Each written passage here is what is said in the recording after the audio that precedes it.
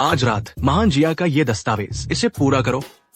मुझे कल सुबह 8 बजे तक चाहिए। जी मालिक। ओह, यह दिन है। सबसे कम तनख्वाह लेकर सबसे मुश्किल काम करना, और ये सारे छोटे मोटे काम। जिलोंग, काली स्टॉकिंग्स वाली हसीना दिखाता हूँ। क्या तुम्हें पसंद है? आज के जमाने में हम जैसे कामगार नाचने वाली सुंदरियों से ज्यादा एक दिन में नहीं कमाते। कहने की बात तो ये है, महान जिया वाकई एक अद्भुत राजवंश है। सोचो, यह सालों से युद्ध में है, फिर भी इसने 6 राज्यों को एकीकृत किया। काश अगर हम महान जिया में पैदा हुए होते तो कितना अच्छा होता। शायद मैं भी कामयाब हो पाता, पदोन्नति और धनदौलत, जीवन के शिखर पर पहुंच जाता। आग लग गई। जिलोंग भागो।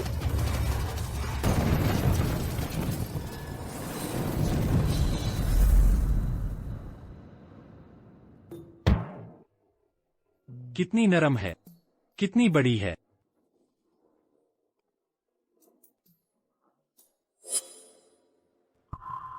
यह कौन सी जगह है? यह कौन सी भूतिया जगह है? क्या मैं किसी और दुनिया में आ गया हूं और महान जिया का युवराज बन गया? फिर यह जिनकी राजकुमारी फेंग चिंगचिंग है, वह मेरे बिस्तर पर क्या कर रही है? नहीं, यह गलत है। आज शाही भोज है। मैं जल्दी ही पीकर वापस भेज दिया गया था। ऐसे में यह सब कैसे हो सकता है? मुझे लगता है कोई मुझे फंसाने की कोशिश कर रहा है। उठो, उठो।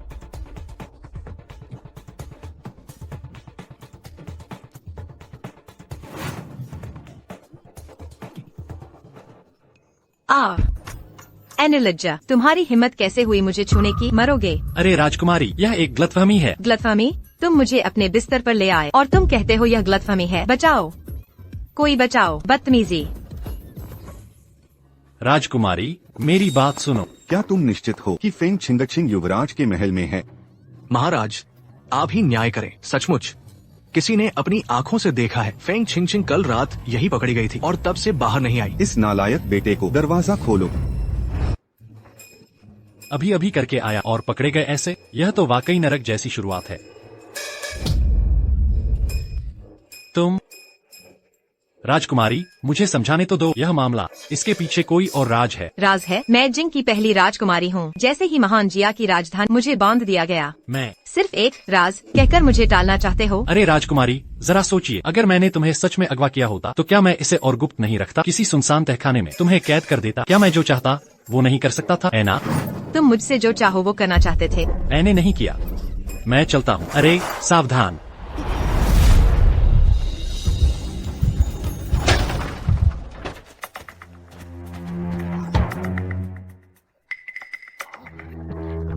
ये तो युवराज है और जिंग की राजकुमारी। इन दोनों के कपड़े अस्त व्यस्त हैं, बिस्तर बिखरा हुआ है। यह वाकई शर्मनाक है। जिलोंग, ओ जिलोंग, इस बार मैं तुम्हें युवराज पद से गिरा दूंगा। तुम मौत का इंतजार। अच्छा बड़े भाई, महान जिया के युवराज होने के नाते तुमने जिंग की राजकुमारी का अपहरण कैसे कर लिया? महाराज, युवराज ने कानून तोड़ा है। वह आम नागरिक के समान है। हमारे शाही घराने की इज्जत के लिए और दोनों देशों के संबंधों के लिए महाराज से गुजारिश है, युवराज को कड़ी सजा दें। जी महाराज, इस समय पूरे देश में भयानक सूखा है और अनगिनत अकाल पीड़ित है। दरबार रात दिन चिंतित है। युवराज का ये बर्ताव सचमुच पद के लायक गुण नहीं है। तुम महान जिया के युवराज हो? राजकुमारी, मुझे पता है कि आपको मुझ पर गलतफहमी है, लेकिन सचमुच मुझे फंसाया गया है। 10 साल पहले जिंग में हिमस्खलन आया था। महान जिया ने समय पर मदद की। मेरे पिता ने महान जिया के प्रति आभार व्यक्त करने के लिए मुश्किल वक्त में मदद की। खास तौर पर मेरे और महान जिया के युवराज के लिए शादी तय की थी और 10 शहर स्वेच्छा से दिए थे। अधीनता स्वीकार की थी। लेकिन अब लगता है महान जिया सिर्फ नाम का ही है। राजकुमारी, आपका क्या मतलब है? मैं यह रिश्ता तोड़ती हूँ और मैं चाहती हूँ कि महान जिया मुझे मेरे 10 शहर वापस दे दे। ऐसा बेरहम और अन्यायी व्यक्ति मेरी फेंग छिंगचिंग का पति बनने के लायक नहीं है। महान जिया भी मेरे लायक नहीं है कि मैं उसके आगे झुका करूँ। चुप रहो। तुमने जो शहर दिए थे उन्हें वापस मांगने का क्या मतलब? राजकुमारी, तुम महान जिया को बिल्कुल महत्व नहीं देती। हाँ, अगर तुम चाहते हो कि लोग तुम्हें महत्व दें तो ये शर्मनाक काम मत करो। मैं तुम्हें 3 दिन का समय देती हूँ। 3 दिन का समय। अगर तुम ठीक से नहीं सोचते तो मुझे कोई परवाह नहीं। मैं यह बात 6 देशों में फैला दूंगी ताकि सबको पता चल जाए कि महान जिया का शाही घराना कैसा है। मुझे लगता है तब तुम लोग कैसे सबका दिल जीतोगे। ओ मेरे नालायक बेटे, देखो तुमने क्या कर दिया। महाराज मुझे फंसाया गया है। महाराज को खबर दो। महाराज कुछ अच्छा नहीं है। जो देश की राजकुमारी हुआ छिंगलिंग और चू देश की राजकुमारी लियू फेई शहर में आ गई है और दोनों युवराज से रिश्ता तोड़ना चाहती हैं।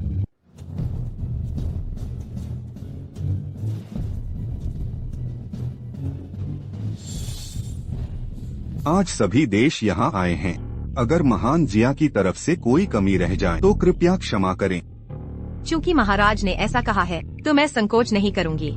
जिंग की फेंग छिंगचिंग महान जिया के युवराज से रिश्ता तोड़ने आई है और साथ ही जिंग के 10 शहर वापस मांगने आई है। चुप रहो, बहुत बड़ी बातें कर रही हो। तुम्हारी आवाज में बड़ा दम है। 10 साल पहले तुम्हारा जिंग लगभग खत्म होने वाला था। गिड़गिड़ाते हुए तुमने अधीनता और शादी का प्रस्ताव रखा था। अब दूध पीकर माँ को ही कोस रहे हो। चांसलर, यह 10 साल पहले की बात थी। 10 साल, 30 साल। 10 साल पहले महान जिया ऊंची उड़ान भर रहा था और 10 साल बाद इस दुनिया का मालिक। आखिर क्यों जिंग को नहीं बनना चाहिए? इसके अलावा महान जिया के युवराज ज्ञान और कौशल से बिल्कुल खाली आवारागर्दी करता है और किसी काम का नहीं। वह मेरी राजकुमारी के लायक नहीं है। रिश्ता तोड़ती हूँ। इत्तेफाक से मैं भी महान जिया के युवराज से रिश्ता तोड़ना चाहती हूँ। तुम दोनों बहनें रिश्ता तोड़ना चाहती हो, पहले क्यों नहीं बताया? तुम जिसे बेकार समझती हो वह मुझे भी नहीं चाहिए। हम रिश्ता तोड़ना चाहते हैं। महान जिया का 3 देशों से रिश्ता था। तीनों ने एक ही दिन में रिश्ता तोड़ दिया। अगर यह बात बाहर गई तो महान जिया की इज्जत कहाँ बचेगी? इतना अयोग्य युवराज सचमुच हमारे महान जिया का दुर्भाग्य है। ठीक है, अगर बड़े भाई युवराज नहीं बन सकते तो शायद यही लोगों की इच्छा है। जिंग की राजकुमारी फेंग छिंगचिंग 6 देशों पर राज करना चाहती है। बहुत बड़ी महत्वाकांक्षा है।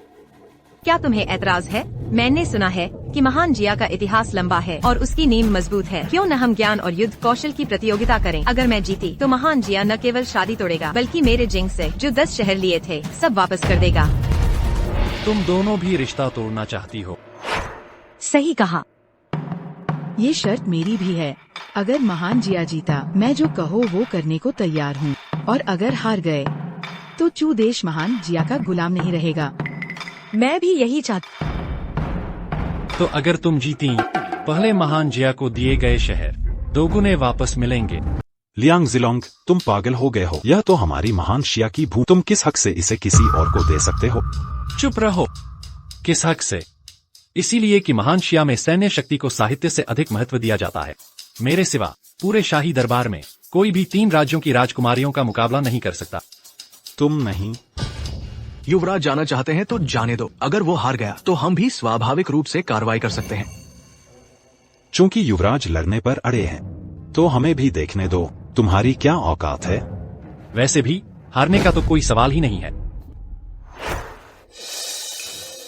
आपने अभी 2 गुनी जमीन की बात कही थी, क्या वह सच था? हाँ, सच है। वादा एक बार जो दिया मुंह से फिर न निकले। ओह हाँ। अगर तुम लोग हार गए तो क्या होगा?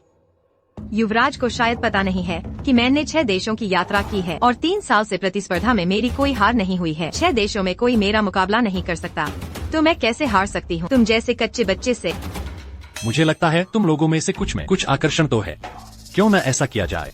अगर तुम हार जाती हो तो तुम सब मेरी उपपत्नी बनो। तुम्हारा सपना? बहादुर नीच, हमारी हिम्मत कैसे हुई हमें छेड़ने की? तो मैं भी एक शर्त लगाना चाहूंगी। अगर महान शिया हार गया तो मैं युवराज को अपने हाथों में लूंगी, मुझे अपमानित करने के लिए। मेरी बांदी बने, मुफ्त में मिल रहा है, क्यों न लूं? ठीक है।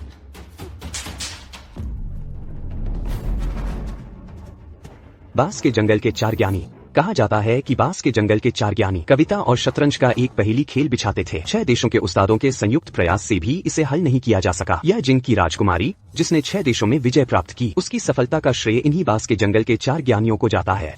शुरुआत में ही सबसे बड़ा दाव। लगता है कि जिंग की ये राजकुमारी पूरी तरह से जीतने का इरादा रखती है। मैं चेंग तियान हूँ, बांस के जंगल के 4 ज्ञानियों में से एक। महाशय शिया की युवराज, कृपया मार्गदर्शन करें। अगर तुम डरते हो तो महान शिया अभी भी अपनी शादी तोड़ सकता है और शहर सौंपने का भी समय है। शादी तोड़ना? यह असंभव है। मैं तो उम्मीद कर रहा था कि 3 राजकुमारियां आकर मेरी उपपत्नी बने।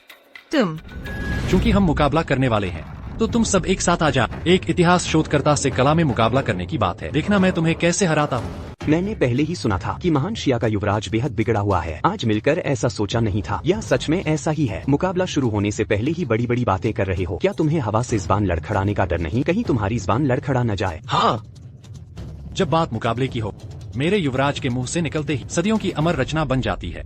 अत्यधिक अहंकारी। वार करो। 1 गांव, 2 ली, 3 मास्टर, 4 ग्रंथ, 5 वेद, 6 दर्शन नहीं जानते, फिर भी 7, 8, 9 बच्चों को पढ़ा रहे हो। बहुत हिम्मत है। बहुत अच्छा। अच्छा। मुझे लगता है ये सचमुच बहुत हिम्मत की बात है। 10 घरों में 9 गरीब, 8, 7, 6, 5, 4 जोड़कर भी मन अनिश्चित, सबसे नीच। अपमान कर रहे हो। अच्छा, कितना अच्छा जवाब जोड़ा है। अपमान भी बिना गंदे शब्दों के। अच्छा। मैं करता हूँ। पहाड़ कोहरा में, कोहरा पहाड़ में। आसमान पानी से, पानी आसमान से। अच्छा। समुद्र का पानी सुबह सुबह, सुबह सुबह ऊपर चढ़ता और गिरता। बादल लंबे लंबे लंबे लंबे लंबे गायब हो जाते। 3 दिन बाद मिलना, आंखों में अविश्वास हो। युवराज का वर्तमान स्तर इस युग का महान विद्वान माना जा सकता है। मेरे भाई, तुम नीचे उतरो, मैं करता हूँ। 2, 3, 4, 5, 6, 7, 8, 9। युवराज, कृपया क्षैतिज शीर्षक दें। 2, 3, 4, 5, 6, 7, 8, 9। इसमें 10 की कमी है ना? क्षैतिज शीर्षक उत्तर दक्षिण है।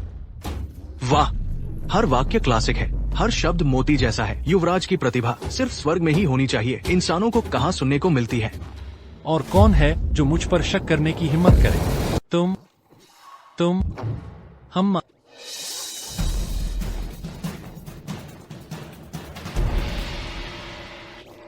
महोदय चेंग। राजकुमारी यह काम नहीं कर सकती। उनका स्तर बहुत ऊंचा है। हम मुकाबला नहीं कर सकते। साथियों, जल्दी जल्दी जल्दी चलो चलो चलो चलो चलो।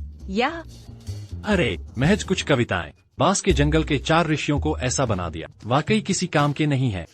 युवराज तो बोलते ही रचना रच देते हैं। इस हद तक सचमुच 1000 साल में एक ही मिलने वाली प्रतिभा है।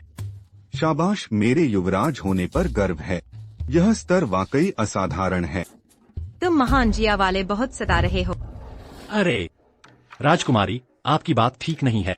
आज जो यह बात है, यह राजकुमारी ने शुरू की थी। और फिर हुनर में कमजोर पड़ने के बाद तुम ऐसा कैसे कह सकते हो कि हमारा महान जी बहुत सता रहा है? क्या राजकुमारी तुम हार बर्दाश्त नहीं कर सकती? तुम बकवास कर रही हो। मेरी कही बात कीमती है। मैं कभी पीछे नहीं हटूंगी। ठीक है, तो फिर तीनों राजकुमारियां मेरी रखेल बनने को तैयार। कोई है? तीनों राजकुमारियों को मेरे कक्ष में भेजो। रुको, अभी कुछ कहना बाकी है। हाँ, चुआन शहर का भयानक सूखा सभी 6 देशों के लिए कठिन है। तुम महान जिया के युवराज होकर बस ऐसी गंदी हरकतों के बारे में सोचते हो। बिल्कुल, मुझे लगता है कि स्वर्ग ने भीषण सूखा भेजा है बस तुम्हारा महान जिया को मिटाने के लिए। चुप रहो, तुम्हारी हिम्मत बहुत बढ़ गई है। तुम्हें किसने हिम्मत दी? अगर तुमने फिर बकवास की तो हमारा महान जिया कोई रहम नहीं करेगा। क्या तुम्हारी सच्चाई दिल पर लग गई? लेकिन तुम्हारे महान जिया का 3 महीने से लंबा सूखा पड़ा है। क्या पूरे देश में बिल्कुल कोई हल नहीं सूझ रहा है? सूखा? मुझे इसका हल बहुत पहले मिल गया था। जब स्वर्ग का रास्ता खुला था, तुमने नरक का रास्ता चुना। अभी जो कविता प्रतियोगिता हुई थी, मैं तुम्हें हरा नहीं पाया, पर इस सूखे के मामले में मैं देखना चाहूंगा कि तुम इसे कैसे हल कर। पूरे देश में 3 महीने से कोई उपाय नहीं सूझा और मेरे आते ही तुम्हें उपाय सूझ गया। क्या युवराज सिर्फ अपनी शान के लिए खुद को बढ़ा चढ़ाकर दिखा रहे हो? मेरी मानो युवराज, बेहतर होगा कि तुम हम तीनों के हो जाओ। ये भी एक अच्छी बात होगी। मैं ये सुनिश्चित करूंगी कि युवराज दुखों को भूलकर परम आनंद में खो जाएं। जल्दबाजी मत करो। जब तीनों राजकुमारियां महल में आ जाएं, तब हम साथ में परम सुख पा सकते हैं। हम शुरू करने से पहले मुझे कुछ तैयारी करनी हो। आखिर जिस बारिश के बारे में मैंने कहा है, वह वैसी बारिश नहीं है जैसी तुम सोचते हो। तो तुम्हारा क्या मतलब? क्या तुम जबरदस्ती बारिश करवाना चाहते हो? हाँ, बिल्कुल जबरदस्ती बारिश करवानी है। युवराज को किस तरह की मदद चाहिए? पिताश्री को सादर प्रणाम। मुझे बस अपने दूसरे भाई को बिजली का निशाना बनना होगा, तभी स्वर्ग से भारी बारिश हो सकती है। खुद को बिजली का निशाना बनाना? क्या इसका मतलब है कि मुझे मरना होगा? पिताश्री, वाह वाह, यह तो हत्या है। अरे मैंने तो बस कहा था कि खुद को बिजली का निशाना, यह नहीं कहा था कि मर जा। हाँ, बिजली गिरने से चोट तो लगेगी, पर दुनिया के सूखे को हल करने के लिए, पिताश्री की चिंताएं बांटने के लिए और लोगों की भलाई के लिए दूसरे भाई का थोड़ा बलिदान देने में क्या हर्ज है? तुम कितनी अच्छी तरह से कह, तुम खुद क्यों बलिदान नहीं देते? मैं जरूर बलिदान दूंगा, लेकिन अगर मैं बलिदान दे तो बारिश कौन कराएगा? चूंकि तुम्हारे बड़े भाई ने कहा है खतरा ज्यादा नहीं है, लोगों की भलाई के लिए तो तुम सहयोग करो। पिताश्री, क्यों? क्या आप लोगों के लिए बलिदान नहीं देना चाहते? पिताश्री, भले ही मैं शाही परिवार का सदस्य और सभी लोगों द्वारा पाला जा, बेशक मैं उनकी चिंताएं बांटना चाहूंगा, लेकिन अगर भाई का तरीका काम न करे और मुझे चोट लग जाए तो मुझे डर है कि मैं भविष्य में पिताश्री की चिंताएं नहीं बांट पाऊंगा। क्यों न ऐसा करें? तुम मुझे 2 घंटे का समय दो। अगर मैं बारिश न करा सका तो तुम जैसा चाहो मुझे दंडित करना, कैसा रहेगा? जाओ, अब और किस बात का इंतजार, जल्दी जाकर तैयारी करो। जी हुक्म सर, आंखों पर। यह आखिरी बार है, अगर इस बार तुम असफल हुए, चाहे सभी देश तुम्हारे चरणों में आ जाएं, मैं तुम्हें टुकड़े टुकड़े कर दूंगा। मैं फेंग चिंगचिंग का इस्तेमाल करके उसे युवराज के पद से उतारना चाहता था। सोचा नहीं था कि उसने एक चाल और चली है। तो आप कहिए, अगर उसने सचमुच इसे सुलझा लिया तो क्या होगा? वो नासमझ, ये असंभव है, उसे जल्दी निपटाओ। मेरे सिंहासन में कोई गलती नहीं होनी चाहिए। युवराज बुद्धिमानी है। छी, 2 लोग इतने अधीर होकर मुझे मारना चाहते हैं। अपने सपने देखो। अरे क्या अच्छी पहाड़ियाँ, अच्छा पानी, अच्छा नजारा। अरे साथ में खूबसूरत स्त्रियां भी हैं, सचमुच अद्भुत है। अरे तुम तीनों जल्दी से आकर मुझे मालिश क्यों नहीं करते? पागल हो गए हो? यह मत सोचो कि तुम महान जिया के युवराज हो, इसलिए हम तुम्हें कुछ नहीं कर सकते। देखो तुम्हारा छोटा सा गुस्सा, मैं तो बस तुम्हारे साथ मजाक कर रहा था और तुम गुस्सा हो गई। बाद में तुम तीनों मेरी रखेल बनोगी, ये काम देर सवेर होंगे ही। तुम चाहती हो कि हम तुम्हारी औरतें बने? पहले स्वर्ग से भारी बारिश करवाओ, नहीं तो हम सुनिश्चित करेंगे कि तुम्हारा शव भी न मिले। युवराज के रूप में दुनिया में अब सूखा पड़ा है, तुम अभी भी सुख सुविधाओं का आनंद लेना चाहते हो? क्या तुम्हें जरा भी शर्म नहीं है? प्रधानमंत्री, क्या आपके पास बहुत फुर्सत है? आपको सोचना चाहिए कि आपकी मिस लियू कब महल में आएंगी, ताकि सब लोग शादी का खाना खा सकें। तुम सब यहाँ 1 घंटे से ज्यादा समय से खड़े हैं, हमें बारिश की एक बूंद भी क्यों नहीं दिखी? भाई, तुम कहते हो यह बारिश की प्रार्थना, क्या यह सिर्फ मजाक नहीं है? महान जिया की युवराज अपनी अय्याशी भरी प्रतिष्ठा के लिए जाने जाते हैं। अचानक एक रात में वह बारिश की प्रार्थना कर रहे हैं, यह वाकई अविश्वसनीय है। मुझे लगता है कि कुछ लोग बस देश और लोगों की चिंता करने के बहाने अपनी वाहवाही लूट रहे हैं। बिल्कुल, अंत में हमें आपदा राहत के लिए दरबार पर ही निर्भर रहना होगा।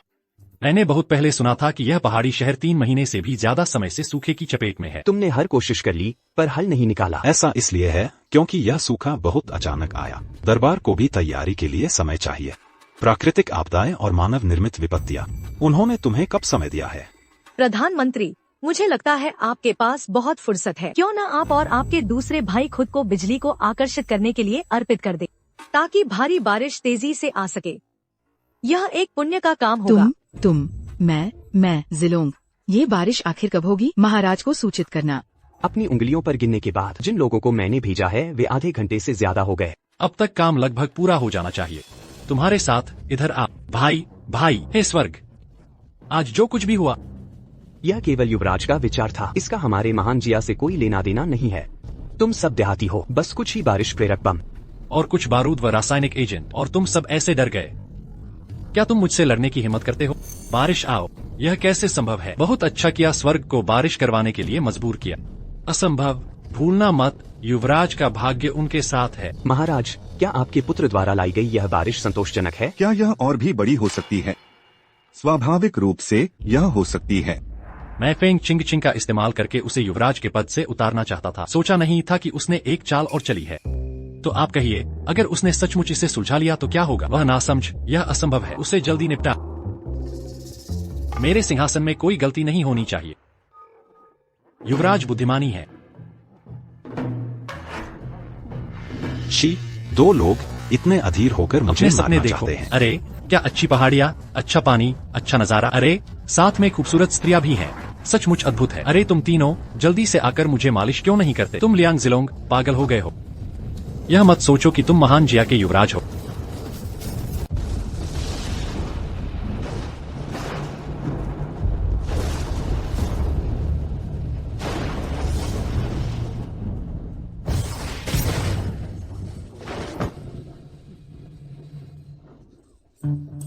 इसलिए हम तुम्हें कुछ नहीं कर सकते। देखो तुम्हारा छोटा सा गुस्सा। मैं तो बस तुम्हारे साथ मजाक कर रहा था और तुम गुस्सा हो गई। बाद में तुम तीनों मेरी रखेल बनोगी। ये काम देर सवेर होंगे ही। तुम चाहती हो कि हम तुम्हारी औरतें बने? पहले स्वर्ग से भारी बारिश करवाओ, नहीं तो हम सुनिश्चित करेंगे कि तुम्हारा शव भी न मिले। युवराज के रूप में दुनिया में अब सूखा पड़ा है। तुम अभी भी सुख सुविधाओं का आनंद लेना चाहते हो। क्या तुम्हें जरा भी शर्म नहीं है? प्रधानमंत्री, क्या आपके पास बहुत फुर्सत है? आपको सोचना चाहिए कि आपकी मिस लियू कब महल में आएंगी ताकि सब लोग शादी का खाना खा सके। तुम सब यहाँ 1 घंटे से ज्यादा समय से खड़े हैं।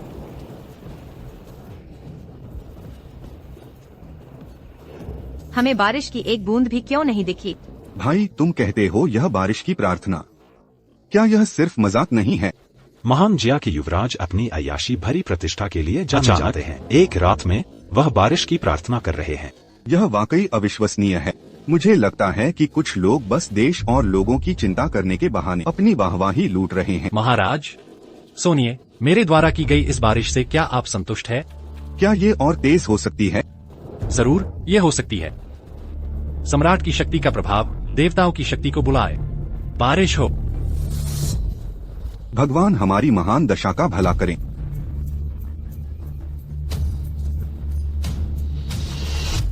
अद्भुत है, मेरे पुत्र ने ये अद्भुत कार्य किया है। भगवान महान दशा का भला करें। ये सही नहीं लग रहा, बहुत ही गड़बड़ है। महान दशा के इतने सालों के विकास के बाद क्या सचमुच कोई खास तरीका है? नहीं, ये जादू टोना है। ये जरूर जादू टोना है। मुझे नीचा दिखाकर खुद आगे बढ़ना। लायंग ज़िलोंग, मैं तुम्हें कभी माफ नहीं करूंगा। युवराज के पास पहले से थी ये बारिश करवाने की शक्ति। तुम पहले क्यों नहीं आए? जब तक देश पर बड़ी मुसीबत न आए तब तक तुमने कदम नहीं उठाया। क्या तुमने लाखों लोगों की जिंदगी को पीछे छोड़कर आगे बढ़ने का सोचा था? वही तो, अगर सचमुच ऐसा है, चाहे सूखा समाप्त हो जाए। ये तो सिर्फ दिखावा है, वो तख्त के काबिल नहीं है। तुम सब मुझसे सवाल पूछने के बजाय कि मैंने देर क्यों की, बाल के खुद से पूछो। तुम निर्लाज लोग, आखिर तुमने किया क्या है? बस महाराज, युवराज तो ये। युवराज ने पूरे देश के लोगों की जान बचाई है। तुम यहाँ उंगली उठाने वाले नहीं हो। निकल जाओ। नहीं, युवराज ने बहुत बड़ा काम किया है। युवराज को इनाम के तौर पर मेरे साथ पालकी में बैठने का आदेश देता हूँ। राजधानी वापस चलो। हाँ। ज़िलोंग, ये जो आज अचानक बारिश हुई, ये तुमने कैसे किया? इस बुद्धे को मैंने तो कहा था कि ये बारिश करवाने का काम है। क्या मैं तुम सबको बता सकता कि मैंने सचमुच बारिश करने वेल बॉम्ब इस्तेमाल किए? ये बातें कहनी नहीं चाहिए। महाराज, आपके प्रश्न का उत्तर सारांश ये है कि महाराज की शक्ति बहुत प्रभावशाली है और बेटे ने बस थोड़ा सा इस्तेमाल किया है। अच्छा। फिर जब ऐसा है तो तुम क्या इनाम चाहते हो? इनाम की बात अभी जल्दी नहीं, पहले हिसाब चुकाएंगे। तुम क्या कर रहे हो? मैं तुम्हें खा नहीं जाऊंगा। तुम किस बात से डर रहे हो? तीनों राजकुमारियां और प्रधानमंत्री की बेटी। जब सब कुछ टाई हो गया है तो तुम सब भी व्यस्त मत रहो। किसी समय महल आ जाना। एक महान युवराज अपने काम पर ध्यान न दे और अधिकारियों को अपमानित करे, ये क्या शोभा देता है? मैं प्रधानमंत्री का मतलब समझ रहा हूँ कि वो हिसाब चुकाना नहीं चाहते। मैं तो सिर्फ असल मुद्दे की बात कर रहा हूँ। असल मुद्दे की बात, ये मामला तो खुद ही तुम और दूसरे राजकुमार ने मिलकर मुझे फंसाया है ताकि मैं तीनों राजकुमारियों का सामना। अब जब राजकुमारियों को मैंने हाराया है और मैंने बारिश भी करवा दी है। अरे प्रधानमंत्री, तुम सबके सामने हिसाब चुकाने से इनकार कर रहे हो। अगर ये बात बाहर गई तो लोग जान जाएंगे कि हमारे महान दशा के प्रधानमंत्री एक बेशरम आदमी है। तुम तीनों राजकुमारियां कहा है, तुम सब क्या कहती हो? हमने तो उस समय कहा था कि हम ज्ञान और शक्ति में प्रतिस्पर्धा करेंगे। अब जब सिर्फ ज्ञान की प्रतिस्पर्धा हुई और शक्ति की नहीं। युवराज महोदय, आप हमें इतनी जल्दी महल में क्यों बुलाना चाहते हैं? शायद आपको डर है कि बाद में जीत नहीं पाओगे। जब तक आखिरी हद न आ जाए तब तक चैन नहीं मिलेगा, है ना? ठीक है, 3 दिन बाद मैं डोला तैयार रखूंगा और तीनों राजकुमारियों के आने का इंतजार करूंगा। आपने तो सिर्फ एक बारिश की थी। मियोजिंग देश में प्रतिभाशाली लोग बहुत है। लड़ाई में तुम शायद जीतना। राजकुमारी अब भी संतुष्ट नहीं है तो ऐसा करते हैं, अगर इस बार भी मैं जीता तो तुम राजकुमारी बनने का सोचोगी भी नहीं। बल्कि सीधे मेरे पास आ और गुलामी करो। क्या ख्याल है? तुम्हारी हिम्मत कैसे? मैं जिंग देश की शान राजकुमारी, तुम्हारी इतनी अपमान करने की हिम्मत कैसे कर सकते हो? तुम खुद ही इज्जत नहीं करती तो मैं क्यों न? ठीक है, जब ऐसा है, अगर तुम हार गए तो मैं तुम्हें महल के द्वार से जिंग देश तक 3 बार झुककर और 9 बार शीश झुकाकर क्षमा मांगने पर मजबूर कर दूंगी। बेतुका, हमारे महान जिया का राजकुमार छोटे देशों के आगे 3 बार झुककर प्रणाम करना अब बिल्कुल संभव नहीं है। जिया से जिंग देश तक झुकना होगा। हमारे महान जिया का स्वाभिमान कहाँ है? तुम्हें अपनी इज्जत का भी ख्याल है। मैं शान से जिंग देश की राजकुमारी हूँ। तुम मुझसे महान जिया के राजकुमार के लिए गुलामों की तरह सेवा करने को कहो तो मेरे जिंग देश की इज्जत कहाँ रहेगी? शानदार। कहाँ के? तो बस सीमा पर एक आश्रित छोटा सा राज्य है। एक बार थोड़ी ताकत मिली तो खुद को कुछ समझने लगी है। तो बताओ फिर, क्या तुम यह शर्त स्वीकार करने की हिम्मत करते हो? किस बात से डरना? 3 दिन बाद हम खुद देख लेंगे। ठीक है, तो 3 दिन बाद मिलते हैं। मैं देखना चाहूँगा जब तुम लोग ये चीजें देखोगे तो तुम्हारी क्या प्रतिक्रिया होगी। छोटे जिया, ये सब ले जा। 3 दिनों के अंदर मुझे ऊपर की चीजें चाहिए। माफ करना युवराज, ये क्या चीजें हैं? जरूर, ये बहुत अच्छी चीजें हैं। वो राजकुमारियां तलवारबाजी करना चाहती थी ना, तो मैं उन्हें कुछ जबरदस्त चीजें दिखाऊंगा। उन्हें ठीक से दिखा असली तलवारबाजी क्या होती है। सच में उम्मीद नहीं थी कि जिया का यह तथाकथित निकम्मा राजकुमार अंदर से इतना काबिल निकलेगा। तलवारबाजी की बात का तुम लोगों ने क्या तैयारी की है? जिया देश वैसे भी युद्ध को ज्यादा महत्व देता है, ज्ञान को नहीं। और वह राजकुमार भी छुपा रुस्तम निकला। अगर ध्यान से नहीं किया तो इस बार जीतना मुश्किल होगा।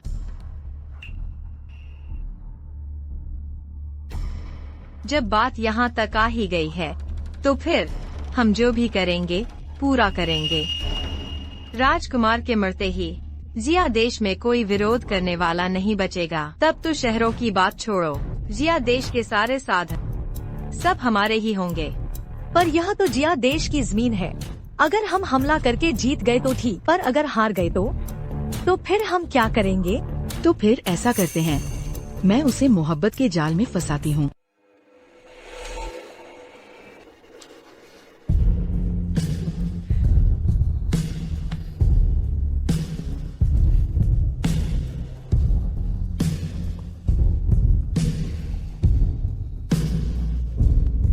आप लोग क्या कहते हैं? इस पहनावे में क्या मैं जिया के राजकुमार को फंसा सकती हूँ? तुम्हारी सूरत से तो शायद एक नजर देखकर ही वह राजकुमार मदहोश हो जाएगा। अगर ये काम कर गया तो मैं उस कुत्ते राजकुमार को एक ही बार में मार दूंगी। अगर ये काम नहीं किया तो मैं पहले मोहब्बत के जाल का इस्तेमाल करूंगी, फिर उसे जहन्नुम भेज दूंगी। जल्दी वापस आना, हम तुम्हारा इंतजार करेंगे। युवराज जी, यह तो प्रदेश से आई हुई बेहतरीन शराब है। युवराज, क्या आप ये लिंगनान के लीची खाएंगे? मैं आपको खिलाती हूँ। युवराज, क्या मेरी मालिश आरामदायक है? वाह, यह शराब भी अच्छी है, लीची भी अच्छी है। आज रात मेरी सेवा करने वालों को हर किसी को 500 तो तेल इनाम मिलेगा। शुक्रिया युवराज। प्राचीन काल के राजकुमार सचमुच बड़े मजे में रहते हैं। शराब और हसीन औरतें, कैसी बेतुकी अयाशी है। ऐसा आदमी 6 देशों का शासक बनने के लायक कैसे हो सकता है? आज रात मैं भगवान की ओर से न्याय करूंगी। युवराज, आपने बहुत मेहनत की है। खास आपके लिए मैं रात का खाना लाई हूँ। संभल कर, कोई कातिल है, सावधान।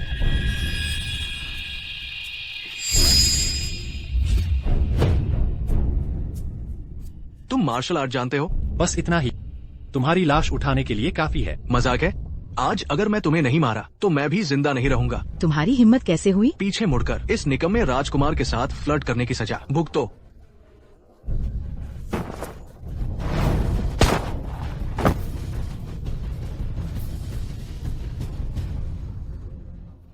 ये कैसा गुप्त हथियार है? यह बंदूक है। बंदूक? हाँ, यह एक तरह का हथियार है। तुम रात का खाना लाने आई हो, क्या लेकर आई हो? युवराज, क्या आपने रात का खाना नहीं मांगा? पर मुझे आपकी चिंता थी, इसलिए मैं खास आई हूँ। क्या युवराज को कुछ हुआ है? तुम रात का खाना लाने नहीं आई। मैं चखना चाहूंगा जो रात का खाना खुद चलकर आया है, उसका क्या स्वाद है। युवराज, आपने गलत समझा। मैं जो रात का खाना लाई हूँ, ये सूप में मीठे पकवान है। राजकुमारी लियू, आप कितनी मनमोहक लग रही हैं। तुम्हें कैसे पता चला कि ये मैं हूँ? राजकुमारी लियू, ऐसा रूप, ऐसा चेहरा दुनिया में कहीं नहीं मिलेगा। तुम महल की कोई साधारण दासी कैसे हो सकती हो? बेशर्म। यकीन करो या न करो, मैं तुम्हें एक ही बार में खत्म कर दूंगा। तुम तो खुद चलकर आई हो, फिर भी मुझसे मरने मारने की बातें कर रही हो। वैसे राजकुमारी लियू, क्या तुम्हें इस कमरे में कोई अजीब सी गंध आ रही है? तुम्हें पहले से पता था कि मैं आ रही हूँ और तुमने इस कमरे में जहर मिला दिया। तुमने तो मेरे राजमहल में घुसपैठ किया है। मेन, भला मैं कैसे कुछ नहीं जान सकता? तुम करना क्या चाहते हो? क्या करना है? राजकुमार, मुझे माफ कर दीजिए, मेरी गलती है। कृपया मुझे जाने दे, मैं आपके एहसान याद रखूंगी। तुम चाहती हो कि जो मेरे मुंह तक आया वो मैं युगल दूं? बहुत देर हो चुकी है। राजकुमार, नहीं। लाइंग जिलोंग, तुमने मेरी अपमान करने की हिम्मत कैसे की? जब मैं सम्राट पिता को बताऊंगी, वो तुम्हें नहीं छोड़ेंगे। राजकुमारी, आप गलत कह रही है। कल रात तुमने ही एक दासी का भेष बदलकर मेरे कमरे में घुसपैठ की थी और मैं बस थोड़ी ज्यादा पी हुई। तुमने तो चेहरे पर भी नकाब पहना था। अगर तुम ना बोलती तो भला कौन जानता कि तुम राजकुमार। तुमने कल रात साफ कहा था कि तुम। मैंने क्या कहा? मैंने कहा था झुक जाओ और तुम झुक गई, या मैंने कहा था धीरे बोलो ताकि कोई सुन ना ले। मेरी तरफ मुड़ो। लाइंग जिलोंग, तुम मेरा इंतजार करना। जब ये मलयुद्ध खत्म हो जाएगा तो मैं तुम्हें सबक सिखाऊंगी। मैं इंतजार कर रहा। तुम्हारा दिल से मुझे दुल्हन बनाने का मैं इंतजार कर रहा। क्या हुआ? कुछ गड़बड़ हो गई। मैं न्यूज मार नहीं सकी, लेकिन मैंने देखा कि उसके पास एक बंदूक है। बंदूक? नहीं तो, ये एक बहुत शक्तिशाली हथियार है। मैंने ऐसा कभी नहीं देखा। बस हल्का सा दबाने पर वो पाल भर में किसी को मार सकता है। ये तो बस एक हथियार है। अगर वे हथियारों की तुलना करना चाहते हैं तो ठीक है। वैसे भी मैं इस बार अपने साथ सबसे शक्तिशाली गुप्त हथियार लाई हूँ। इस बार के मलयुद्ध में हम न सिर्फ हारेंगे नहीं, बल्कि पूरे डाइक्साई को अपने सामने झुका देंगे। राजकुमार, तीनों राजकुमारियां कियांग किंग पैलेस पहुंच गई है और अनमोल छुपाए हुए हथियार भी लाई है। इस बार जीतने का कोई मौका नहीं है। क्यों घबरा रहे हो? कुछ दिन पहले जो चीजें मैंने तुमसे तैयार करने को कही थी, क्या वो सब तैयार है? सब तैयार है, बस आपके हुक्म का इंतजार है। ठीक है, वो सब ले आओ। चलो अन 3 राजकुमारियों से मिलते हैं। हमने आज मलयुद्ध का वादा किया। राजकुमारियां इतनी जल्दी क्यों आ गई? क्या वो खुद लड़ने का इरादा रखती है? तो क्या हुआ? मैं राजकुमारी हूँ और बचपन से ही युद्ध कला का अभ्यास करती आ रही हूँ। आज मैं तुम सबको दिखाऊंगी कि महान युद्ध कला क्या होती है। रुको, लड़ाई शुरू होने से पहले ही हार मान रही हो? ऐसा नहीं है। हमने सुना है कि राजकुमारियां दूर से आई है और कुछ छुपाए हुए हथियार लाई है। जब सब लड़ रहे हैं तो छुपाए हुए हथियारों से क्यों ना लड़े? तुम्हारा डाइक्साई सच में ऐसा ही है। स्वर्ग का रास्ता होते हुए तुम वहाँ नहीं जाते। नरक का दरवाजा खुला है और तुम उसी में घुसना चाहते हो। क्या खड़े हो? जल्दी करो, मेरे तैयार किए हुए सामान को पेश करो ताकि वे कुछ सीख सके। ये क्यूशू का पहला छुपा हुआ हथियार है, पीकॉक प्लूम। ये सच में पीकॉक प्लूम है? सुना है कि बस एक छोटा सा बटन दबाने पर 365 स्टील की सुई निकलती है और 30 मीटर के दायरे में कुछ भी नहीं भाग सकता।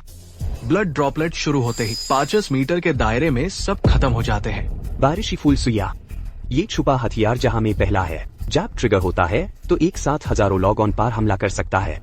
हमारा डाइक्साई इसका मुकाबला कैसे कर सकता है? राजकुमार, हम दोनों ने गलत अनुमान लगाया है। उनके हथियार का हम मुकाबला नहीं कर सकते। बकवास, मैं अंधा नहीं हूँ, मैं देख सकता। मैं तो चाह रहा था कि चतुराई से जीत जाऊं, लेकिन कौन जानता था कि ये छोटे से सीमांत देश इतनी शक्ति रखते हैं। ये तो बस कुछ छुपाए हथियार है और तुम सब इतने डर गए हो। मेरे हिसाब से डाइक्साई के 6 देशों के राजा की गद्दी जल्दी छोड़ देनी चाहिए। लड़ाई अभी शुरू भी नहीं हुई। राजकुमारी, आपकी ये बात बिल्कुल भी रहम नहीं दिखाती। हम जो लाए हैं वो क्यूशू का सबसे शक्तिशाली गुप्त हथियार है। तुम्हारा डाइक्साई कितना भी शक्तिशाली क्यों ना हो, क्या तुम इसे भी ज्यादा शक्तिशाली हथियार ढूंढ सकते हो? अगर नहीं ढूंढ सकते तो जल्दी हार मान लो, वरना जब तुम सामने हार जाओगे तो तुम्हारे डाइक्साई की इज्जत चली जाएगी। ज्यादा से ज्यादा हम बस जमीन मांगेंगे। तुम्हारे वो रैंक रूप वाला राजकुमार को जिंदा छोड़ देंगे, जिंदा छोड़ देंगे। ये हार मानने का दस्तावेज तुम खुद लिखोगे या ये राजकुमारी तुम्हारे लिए लिखे? छोटा सा जिंगुओ बहुत ज्यादा जुल्म कर रहा है। राजकुमार, जल्दी ना करें, तीरों को थोड़ा और उड़ने दें, थोड़ा और इंतजार करें। और इंतजार, अगर और इंतजार किया तो मेरा राजगद्दी चला जाएगा। कौन सा हार मानने का दस्तावेज? मैं क्यों हार मानूंगा? अरे ये दाशिया के युवराज नहीं है। मुझे लगा तुम आज डर गए होंगे और आने की हिम्मत नहीं करोगे। लियांग जिलोंग, तुम यहाँ क्या? अगर मैं नहीं आता तो तुम क्या लेकर इस पियर ब्लॉसम नीडल का सामना करते और ब्लड ड्रॉपलेट व 7 कलर पीकॉक फेदर का? तुम हे युवराज मजाक कर रहे हैं। दूसरा युवराज तो एक शानदार व्यक्ति है, बलवान और पराक्रमी। बस कुछ छोटे मोटे हथियार ही तो है, वो उनका सामना कैसे नहीं कर पाएगा? आप जिसे सामना करना कह रहे हैं वो बस किसी को मजबूर करके सार्वजनिक रूप से हार मानने का पत्र लिखवाना है, और आप सब चुप थे, है ना? बड़े भाई, जब आप इतना बोल सकते हैं तो लगता है आपने तैयारी कर ली होगी। बिल्कुल। क्या तुम्हें लगता है मैं तुम लोगों जितना बेवकूफ हूँ? बस युवराज, आपके पास वाकई कोई समाधान है? पिताजी को रिपोर्ट कर रहा हूँ। पुत्र कुछ दिनों पहले कुछ नई चीजें विकसित की हैं। इसमें से कोई भी एक चीज ले, वह उन सबको पछाड़ सकती है। लियांग जिलोंग, तुम वाकई बकवास करने में माहिर हो। जो हमारे पास है वो तो पूरे में अव्वल दर्जे के गुप्त हथियार हैं। तुम हमसे क्या मुकाबला करोगे? हम मुकाबला कर सकते हैं या नहीं, यह तो हम युद्ध के मैदान में ही पता चलेगा। बड़े भाई, जब इतने आत्मविश्वासी हैं तो पिताजी उन्हें संतुष्ट क्यों नहीं करते? आखिरकार अगर वे संयोग से जीत भी गए तो हमारे दाशिया का गौरव भी बढ़ेगा। ठीक है, युद्ध के मैदान में चलते हैं। हुजूर, जो काम तुम्हें सौंपा था, क्या वो हो गया? हुजूर को रिपोर्ट कर रहा हूँ। सेवक ने युद्ध के मैदान के आसपास सामान रखे सभी हिस्सों में छेड़छाड़ कर दी है। जैसे ही युवराज वहाँ जाएंगे तो किसी दुर्घटना के कारण या तो मौत होगी या चोट। जी हुजूर, आप युवराज से निपटने जा रहे हैं। क्या साहब, आपके कोई विचार हैं? मेरा मतलब है, आज वो तीनों राजकुमारियां जो हथियार लाई हैं, वे बहुत असाधारण हैं। शायद हमें मुकाबले के बाद इंतजार करना चाहिए, फिर कार्रवाई करें। कम से कम हमें दाशिया की इज्जत का ख्याल रखना चाहिए। सिर्फ कुछ सीमावर्ती छोटे देश। मैं अपने आदमियों को लेकर उनसे लड़ूंगा, और वो 3 औरतें, मैं उस समय जरूर उन्हें बारी बारी से मेरी सेवा करनी पड़ेगी। आपके दाशिया में ऐसा क्यों है कि एक ढंग का हथियार भी नहीं है? हथियार लाओ। यह क्या है? हमने यह चीज पहले कभी नहीं देखी। क्या यह कोई हथियार हो सकता है? जिलोंग, आप सबको समझाएं तो यह क्या चीज है? पिताजी रिपोर्ट कर रहा, यह स्वाभाविक रूप से एक हथियार है। हथियार? सिर्फ तुम्हारी यह छोटी सी चीज? तो क्या हुआ? इसे मत देखो, यह सिर्फ एक छोटी सी चीज है। मैं सिर्फ इसे एक से तुम्हारे सभी हथियारों को पल भर में राख कर सकता हूँ। लियांग जिलोंग, राजकुमारियों के हाथों में 3 गुप्त हथियार, पूरे देश में उनके बराबर का कोई नहीं है। तुम कहते हो तुम्हारा एक उन तीनों को पछाड़ सकता है? किसने तुम्हें इतनी हिम्मत दी? यह काम करेगा या नहीं, यह तुम्हें थोड़ी देर में पता चल जाएगा। सचमुच क्या कर रही हो? यह तो बस एक बड़ा लोहे का गोला है, इसमें क्या खास है? फेंग चिंग चिंग, मैं तुम्हें बता रहा, यह एक ग्रेनेड है। अगर यह थोड़ी देर में फट गया तो युद्ध के मैदान में मौजूद सभी लोग मारे जाएंगे। बस यही? लियांग जिलोंग, अगर तुम झूठ बोल रहे हो तो कम से कम मसौदा तो बना लो। जब तुम यह बात कहते हो तो मुझे डर है कि तुम्हारे अपने दाशिया के लोग भी इस पर विश्वास नहीं करेंगे। इसमें एक छल्ला भी है। हे, यह धुआं क्यों छोड़ रहा है? दूर हटो। लियांग जिलोंग, तुम क्या कर रहे हो? चुप रहो बेवकूफ, तुम मुझे किसी दिन मरवा दो। यह तो बस एक काला चमकदार लोहे का बड़ा गोला है। ज्यादा से ज्यादा मैं तुम्हें 10 का मुआवजा दे दूंगी। तुम बदमाश, तुम लोग मुझे किसी दिन मरवा दोगे।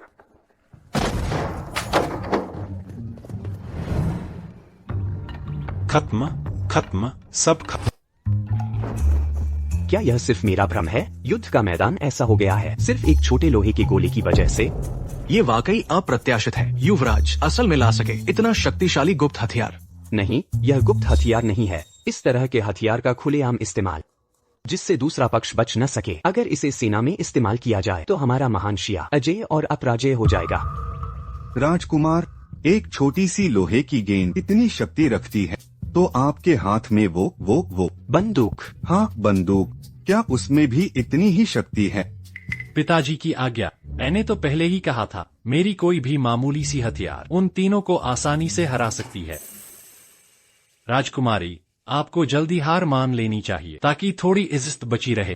चिंग चिंग, क्या तुम्हें याद है मैंने कल कहा था कि उसके पास एक बहुत शक्तिशाली हथियार है? याद है। यह वही चीज है जो उसके हाथ में है। दोनों बहनों, मेरे ख्याल से हमें हार मान लेनी चाहिए। दूसरे पक्ष का यह हथियार सुरक्षित नहीं लग रहा है। नहीं, हम यहाँ तक आ ही गए हैं। अगर हम यूं ही डर गए तो लोग हमारा मजाक उड़ाएंगे।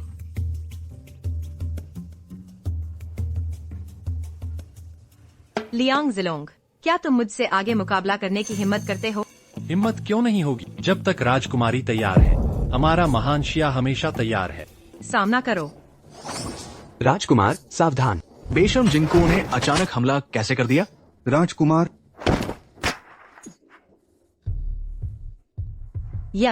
यह तो 9 प्रांतों का सबसे शक्तिशाली गुप्त हथियार है। मैं कैसे हार सकती हूँ? 9 प्रांतों का सबसे शक्तिशाली गुप्त हथियार पूरी दुनिया जानती है। हमारा महान शिया ही 9 प्रांतों का शासक है। चाहे संगीत, शतरंज, सुलेख, चित्रकला, कविता, शिष्टाचार या युद्ध कला हो, या फिर सही रास्ता, दुष्ट तरीके या टेढ़े मेढ़े रास्ते, जो भी तुम मुकाबले में चाहती हो, मैं उन सभी में तुम्हें संतुष्ट कर सकती। मैं हार मानती हूँ। मैं स्वीकार करती हूँ। मैंने पहले आपको बहुत कम आंका था। और तुम दोनों, क्या तुम हठ धर्मिता से लड़ोगे या चुपचाप हार मान लोगे?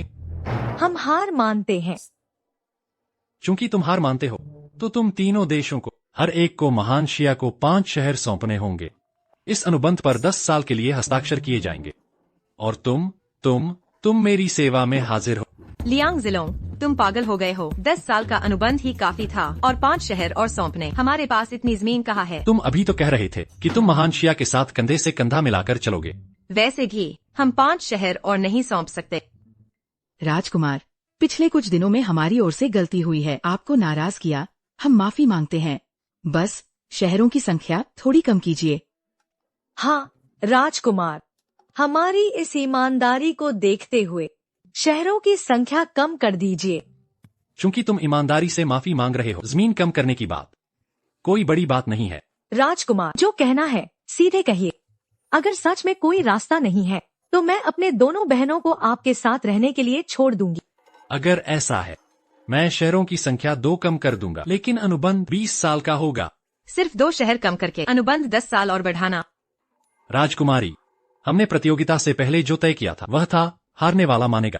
क्यों, तुम जैसी राजकुमारी क्या चालबाजी करना चाहती हो? दरबानो, इन तीनों को मेरे पूर्वी महल में मेरी सेवा के लिए ले जाओ। जी चलो। लियांग जिलोंग, तुम कमीने हो। मैं तुम्हें नहीं छोड़ूंगी। किसे नहीं छोड़ूंगी? मुझे लगा था सिर्फ लियू फेई का शरीर ही इतना अच्छा है, पर मुझे उम्मीद नहीं थी तुम दोनों भी उससे कम नहीं हो। लगता है आज रात मेरी किस्मत अच्छी है।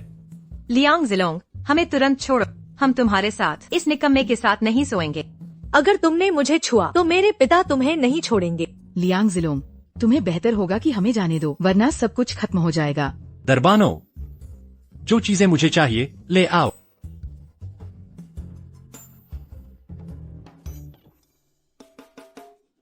ये सभी आधुनिक वस्तुएं हैं। पता नहीं ये प्राचीन सुंदर युवतियां कितना सह पाएंगी। क्या चीज है? क्योंकि तुमने मेरी सेवा करने से इनकार कर दिया, इसलिए मुझे कुछ उपाय सोचना पड़ा। तुम वो चीजें देखो, ये सब मैंने खुद बनाई हैं। बस मुझे नहीं पता तुम कब तक टिक पाओगी। लियांग जिलोंग, तुम क्या करना चाहते हो? क्या करना है? सुंदरियों, मैं आ गया हूँ। लियांग जिलोंग, तुम कमीने हो। प्रधानमंत्री, क्या आप भूले नहीं हैं? आपकी बेटी को महल में आने के लिए समय निकालना होगा। आपका मतलब क्या है? आपके पास पहले से ही 3 राजकुमारियां हैं। क्या आप अभी भी जो है उससे संतुष्ट नहीं है और दूसरों की चीजों पर भी नजर रखते हैं? तो क्या हुआ प्रधानमंत्री, कहीं आप मुकर तो नहीं रहे हैं? हाँ, तो क्या तुम बस किस्मत से कुछ ऐसी बेतुकी और बेकार चीजें बना पाए और अब मुझे परेशान करना चाहते हो? ऐसा कभी नहीं होगा। आज मैं चाहे मर भी जाऊं, अपनी बेटी को महल में नहीं आने दूंगा। तुम क्या कर रहे हो?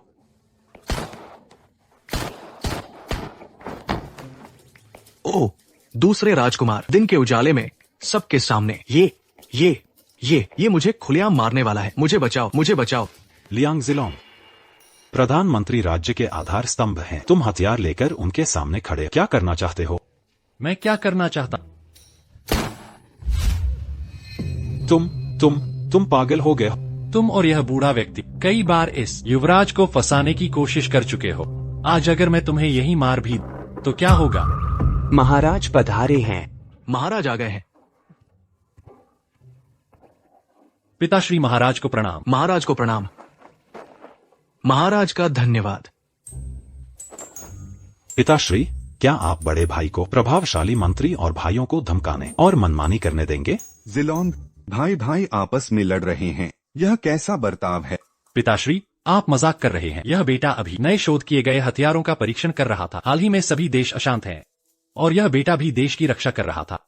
तुम्हारा मतलब है कि तुम इन हथियारों को शाही दरबार को दान देना चाहते हो? बेशक, मैं दाशिया का एक सदस्य हूँ। वाह, तुम सचमुच मेरे युवराज हो। धिक्कार है लियांग जिलोंग पर। अगर ऐसा ही चलता रहा तो मैं सिंहासन तक कैसे पहुंच पाऊंगा? पिताश्री, जब युवराज इतने सक्षम हैं, तो दक्षिण पश्चिम के लिए आपदा राहत निधि का मामला उन्हें ही क्यों न निपटाने दिया जाए? आपदा राहत निधि? हाल के वर्षों में हमारे दाशिया में प्राकृतिक आपदाएं आती रही हैं और शाही दरबार ने हर बार सहायता दी है, जिससे वह बहुत कमजोर हो गया है। बड़े भाई, क्या आपके पास कोई उपाय है? विभिन्न स्थानों पर आपदाएं हैं, मैं भी राहत देना चाहता हूँ, लेकिन वास्तव में धन की कमी है। अगर मुझे सही याद है तो प्रधानमंत्री अपनी भारी संपत्ति के लिए जाने जाते हैं। उन्होंने शाही दरबार को कुछ दान क्यों नहीं दिया? क्या बकवास कर रहे हो? हर बार आपदा राहत के लिए कम से कम 1 लाख चांदी के सिक्के और कभी कभी 3 से 5 लाख चांदी के सिक्के मैंने कब दान नहीं दिया? जिलोंग, तुमने प्रधानमंत्री को गलत समझा है। प्रधानमंत्री ने बहुत दान दिया है, लेकिन हर आपदा राहत के लिए कम से कम 1 करोड़ चांदी के सिक्कों की जरूरत होती है। बड़े भाई, जब आप इतने सक्षम हैं, तो यह थोड़ी सी रकम आपके लिए कोई बड़ी बात नहीं होनी चाहिए, है ना? ये मंत्री को याद है कि आपने बाइहुआलाओ में केवल सबसे खूबसूरत तवाइफों को उपहार देने के लिए हजारों सोने के सिक्के खर्च किए थे। कहीं ऐसा न हो कि असली काम आने पर आप कमजोर पड़ जाएं। पिताश्री, इस आपदा राहत के लिए यह बेटा 50 लाख चांदी के सिक्के देगा। बड़े भाई ने मान लिया। 7 दिनों के भीतर मैं 50 लाख चांदी के सिक्के पेश करूंगा। जिलोंग, अगर तुम आपदा राहत निधि का इंतजाम कर लेते हो तो भविष्य में पूरा दक्षिण पश्चिम तुम्हारा सामंती क्षेत्र होगा। राजकुमार, मुझे लगा था कि वह हाल ही में बहुत सफल हो गया है, लेकिन मुझे उम्मीद नहीं थी कि वह इतनी आसानी से फंस जाए। लाखों चांदी के सिक्के, उसने जवाब देने की हिम्मत भी कैसे की? हाँ, पहले उसके पास कुछ पैसे थे, लेकिन वे सब महाराज द्वारा निजी कोष से दिए गए थे। हाल ही में उसके खर्च बहुत बढ़, अगर वह कर्ज में न हो तो यही बड़ी बात है।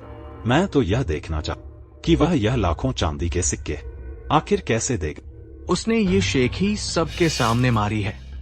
अगर उस समय वो कमीना पैसे नहीं ला पाया तो भले ही वो मरे नहीं, लेकिन जनता का विश्वास और युवराज बनने का हक पूरी तरह खो देगा। ओह, तो उस समय ये युवराज का पद आपका ही होगा।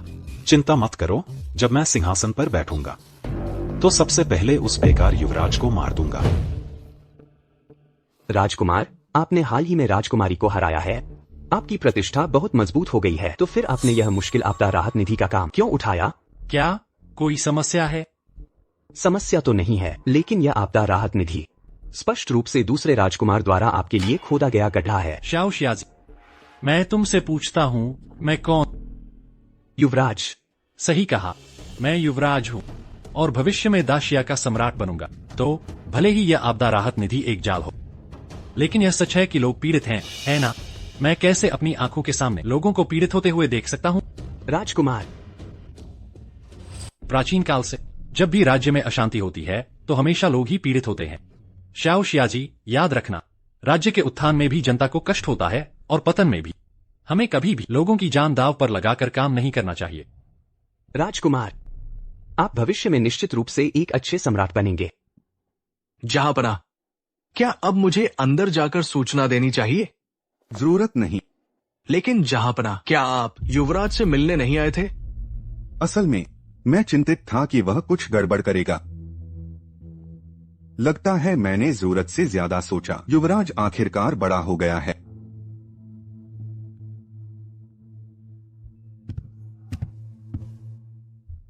खैर, दाशिया में पैसे कमाने का कोई तरीका है? राजधानी में पैसे कमाना शायद अब मुमकिन नहीं है। ऐसा क्यों कह रहे? आपसे सच कहूं तो हमारे दाशिया के सभी उद्योग, चाहे वह जुआघर हो या तवाइफों के ठिकाने या फिर वैध व्यवसाय, सब दूसरे राजकुमार के हाथों में है। किसी और को इसमें घुसने का मौका ही नहीं मिलता। चलो, कहाँ जा रहे हो?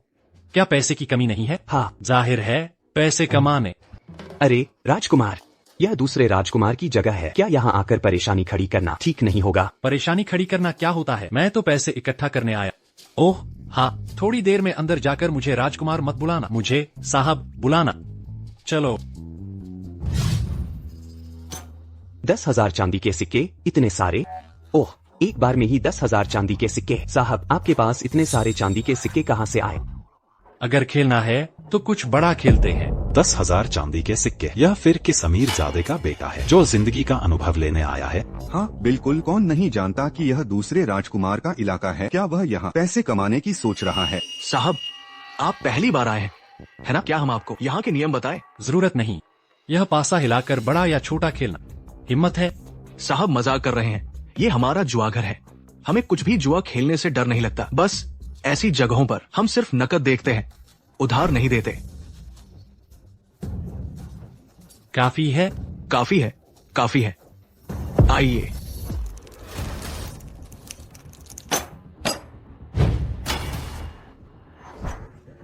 वाह कमाल, पहली ही बाजी में जीत गया।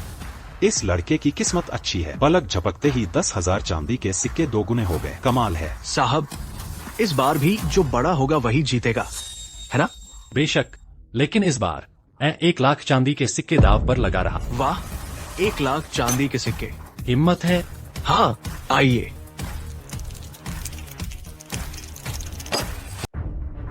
तीन छक्के, अब कैसे जीतेंगे? मैंने कहा था, वह पहली बार जीता था, सिर्फ किस्मत से। फिर से जीत गया। ये कैसे मुमकिन है? तुम्हारा इतना बड़ा जुआघर है, कहीं धोखा तो नहीं दोगे? युवराज बहुत कमाल के हैं। अभी तो बस पल भर हुआ है, 10,000 रुपए के नोट सीधे 2 लाख बन गए। इतनी क्या जल्दबाजी है? आज मैं उन्हें दिखा कि जुआरी का देवता कौन होता है। एक और बार।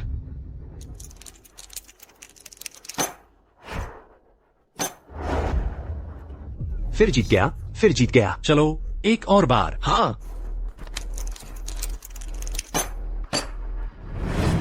खोलिए। एक और बार।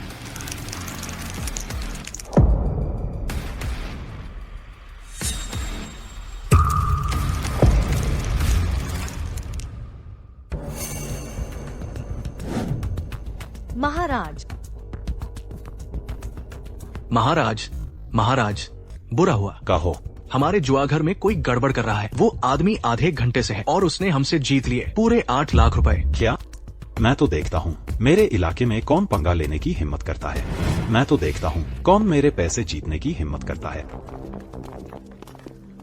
अरे छोटे भाई, तुम कैसे आ गए? अरे यह तो हाल ही में तुम्हारे बड़े भाई के पास पैसों की कमी है, तो तुम्हारे यहाँ से कुछ लेने आया था। कोई बात नहीं, है ना? बात है। आदमियों, कुत्ते छोड़ो।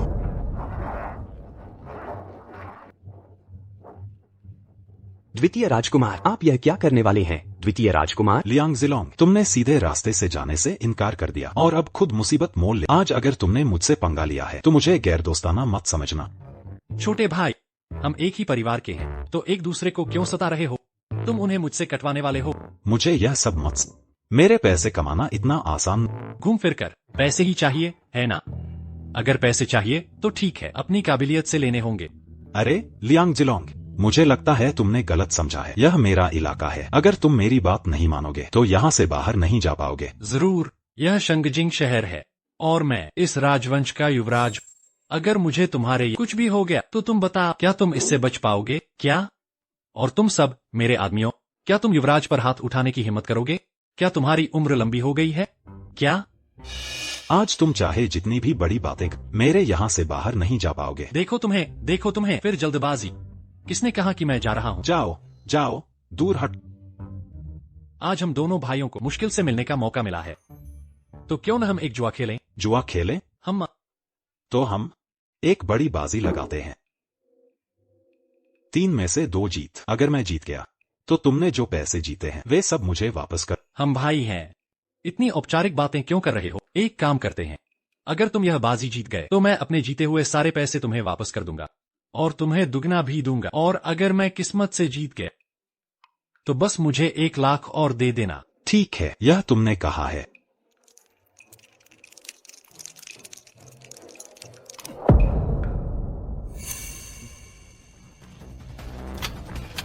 युवराज, आप पहले। तो चलो एक साथ खोलते हैं।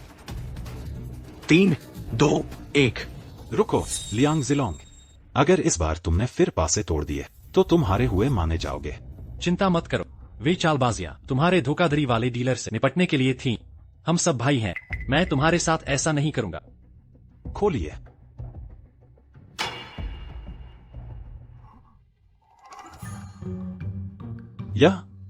यह कैसे मुमकिन है? छोटे भाई, तुम हार गए। एक और बार। ठीक है, लेकिन इस दूसरी बाजी में मैं तुम्हारे जुआ घर पर दाव लगाना चाहता हूँ। क्या कहते हो? ठीक है, तो इस बार कुछ और खेलेंगे। इस डेक में कुल 108 पत्ते हैं और नियम भी बहुत आसान है। हम देखेंगे कि किसका कुल स्कोर सबसे ज्यादा है। अगर पॉइंट बराबर हुए तो हम सूट देखेंगे। 108 पत्ते? यह तो पोकर कार्ड नहीं है। मैं तो ताश के खेल का देवता, मुझसे यह खेल रहे हो तो तुम सब इंतजार करो। यह तो मेरे जुआघर का एक अनोखा खेल है। मैं तो देखता हूँ इस बार तुम मुझे कैसे हरा। तुम पहले निकालो। यह तो मैं अब कोई संकोच नहीं करूंगा।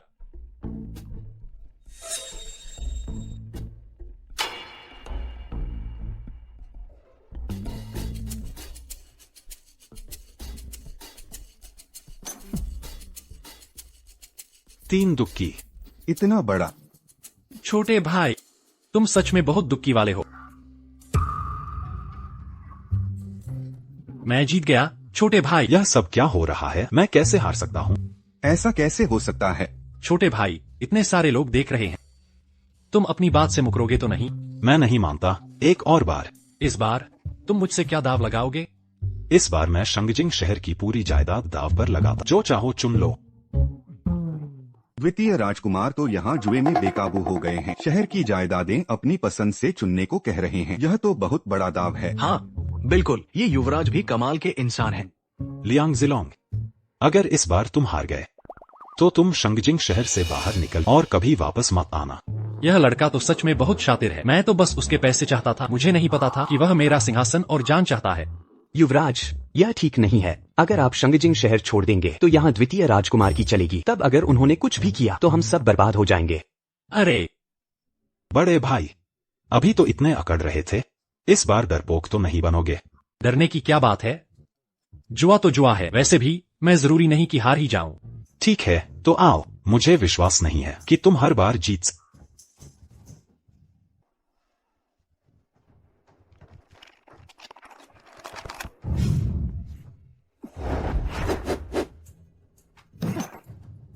तीन इक्के।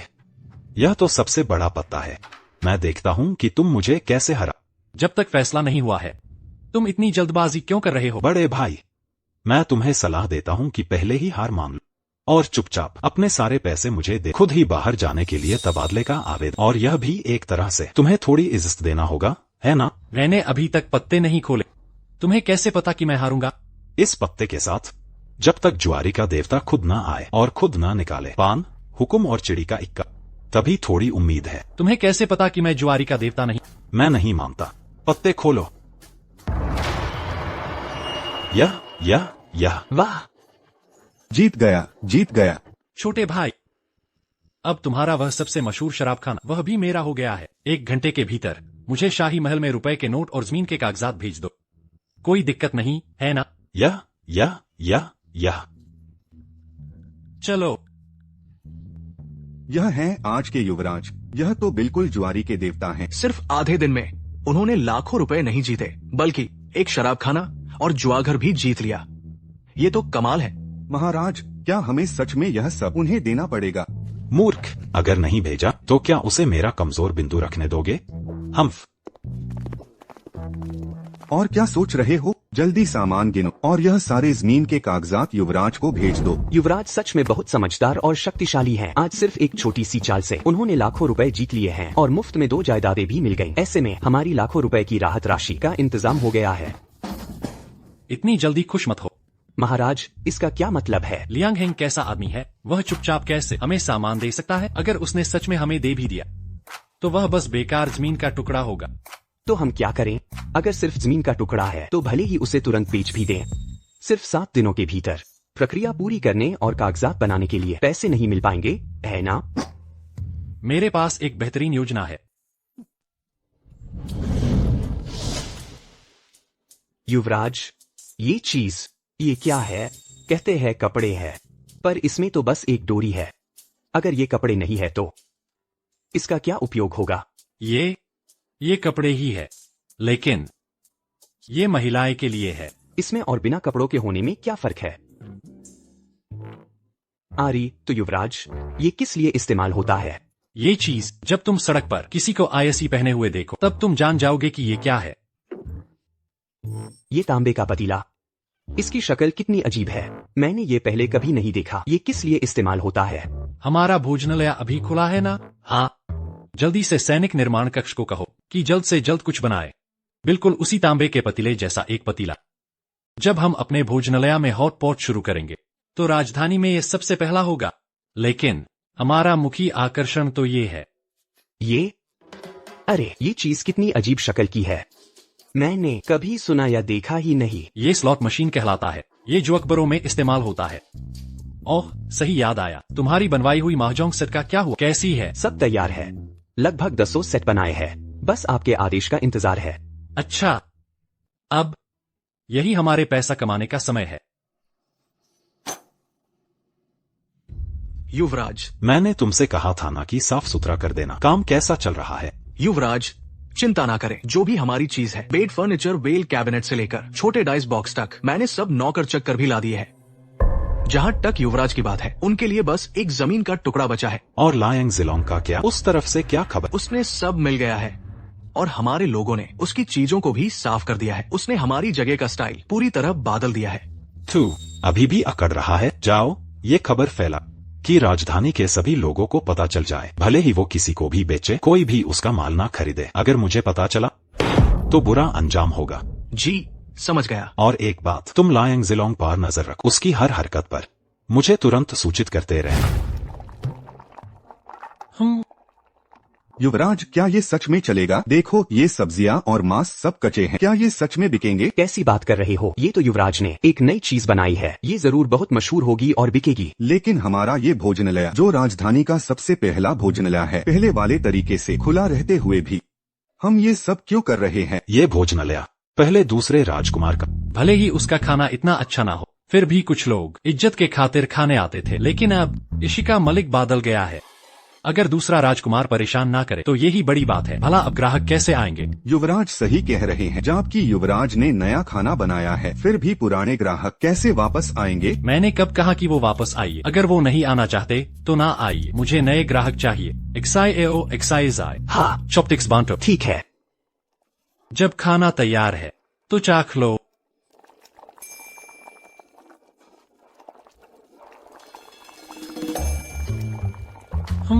बहुत स्वादिष्ट है। क्यों रुक गए? खाओ, जल्दी जल्दी आओ। ये तो बहुत स्वादिष्ट है। गरम है। सच में बहुत अच्छा है। मैं इतने सालों से यहाँ वहाँ घुमा हूँ, मैंने ये खाया है सबसे खास खाना। स्वादिष्ट है। स्वादिष्ट है। तो जब ये स्वादिष्ट है तो हम काम शुरू करते हैं। तुम लोग वो पीछे की सब चीजें दरवाजे तक ले जाओ। तांबे के पतीले और डिप करने वाले सांस, एक भी चीज कम नहीं होनी चाहिए। ओह, सही याद आया। और ये कोला भी। सब कुछ लगा। देखो देखो, आओ सब लोग, ये हमारे भोजनालय का नया पेशकश है, हॉट पॉट और कोला। अभी गरम करके खाइए। सब पहले चाख कर देख सकते हैं। जो स्वादिष्ट ना हो उसके पैसे नहीं। ये तो कच्चा लग रहा है। क्या ये खा सकते हैं? हाँ, ये कैसे खाने का तरीका है? मैंने तो कभी नहीं देखा। अरे ग्राहक, अभी तो ये कच्चा है, पर गरम करते हाय पाक जाएगा। हमारे रेस्टोरेंट की खासियत है ताजगी और गर्माहट। हाँ, ताजा और गरम, यही तो मजा है। मैं पहले ट्राई करता हूँ। हाँ, मैं सबकी तरफ से पहले चखता हूँ। देखो, वो सच में खा रहा है। उम्मीद है बाद में डॉक्टर के पास ना जाना पड़े। बहुत स्वादिष्ट है। ये तो अच्छा लग रहा है। सबको परिचय करा दूं, ये हमारे रेस्टोरेंट की खास ड्रिंक है कोला। प्यास बुझाता है और गर्मी कम करता है। स्वादिष्ट और सस्ता। देखा, कोला, ये हमारा नया प्रोडक्ट है। कोई बात नहीं, वैसे भी मुफ्त है। जहर है। ये कैसा रेस्टोरेंट है, अभी खुला भी नहीं और जहर पहली ही बार में। सुना है ये राजकुमार का रेस्टोरेंट है। क्या हम आम लोगों की जान की कोई कीमत नहीं? हाँ हाँ बिल्कुल। मुझे पहले से पता था मुफ्त में अच्छी चीज नहीं मिलती। हो सकता है ये मीट डिशेस में भी गड़बड़ हो, वरना क्यों वो हमें खाने को देते। ये रेस्टोरेंट तो बैंड होना चाहिए, बैंड होना चाहिए, बिल्कुल नहीं खुलना चाहिए। क्या आम लोगों की जान जा नहीं? बैन करो घटिया दुकान। अब क्या होगा?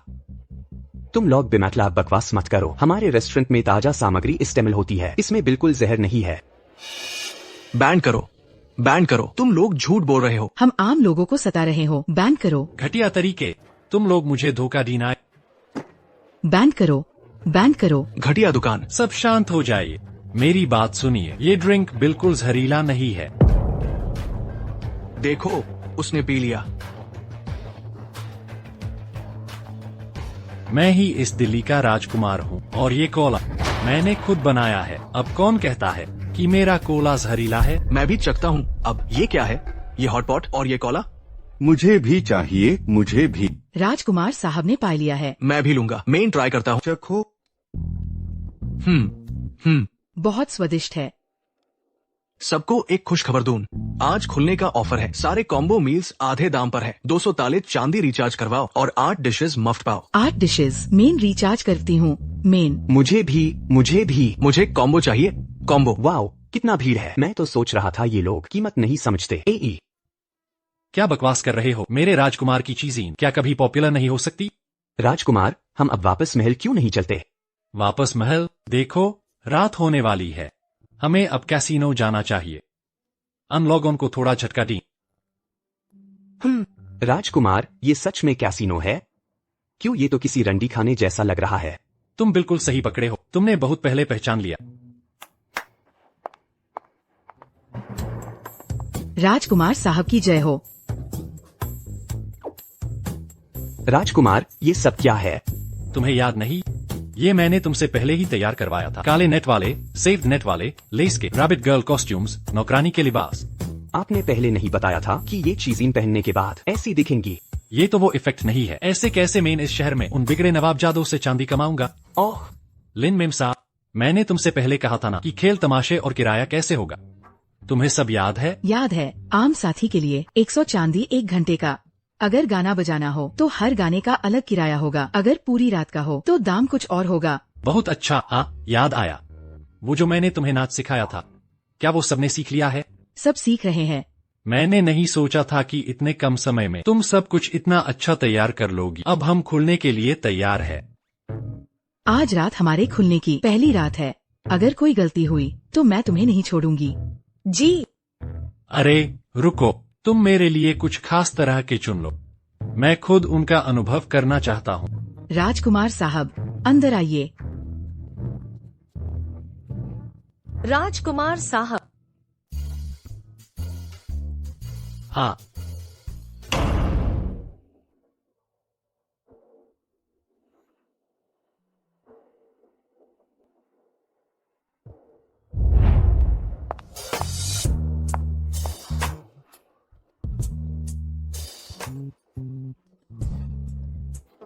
महंगा। ये चाल तो कमाल की है, लेकिन अपनी दुकान के दाम क्या थोड़े ज्यादा नहीं है? 1 घंटे का साथ सिर्फ 100 टेल, कुछ दफा खाने का खर्चा है बस।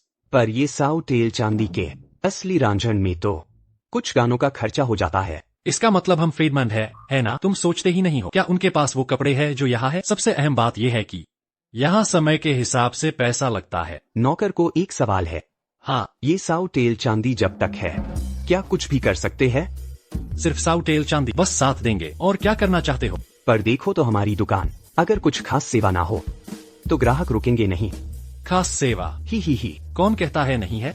लेकिन उसके लिए ज्यादा देना पड़ेगा। ज्यादा दाम? ठीक है, आज तुम लोगों की तैयारी बहुत अच्छी रही। तैयार हो जाओ, हम व्यवसाय शुरू करने वाले हैं।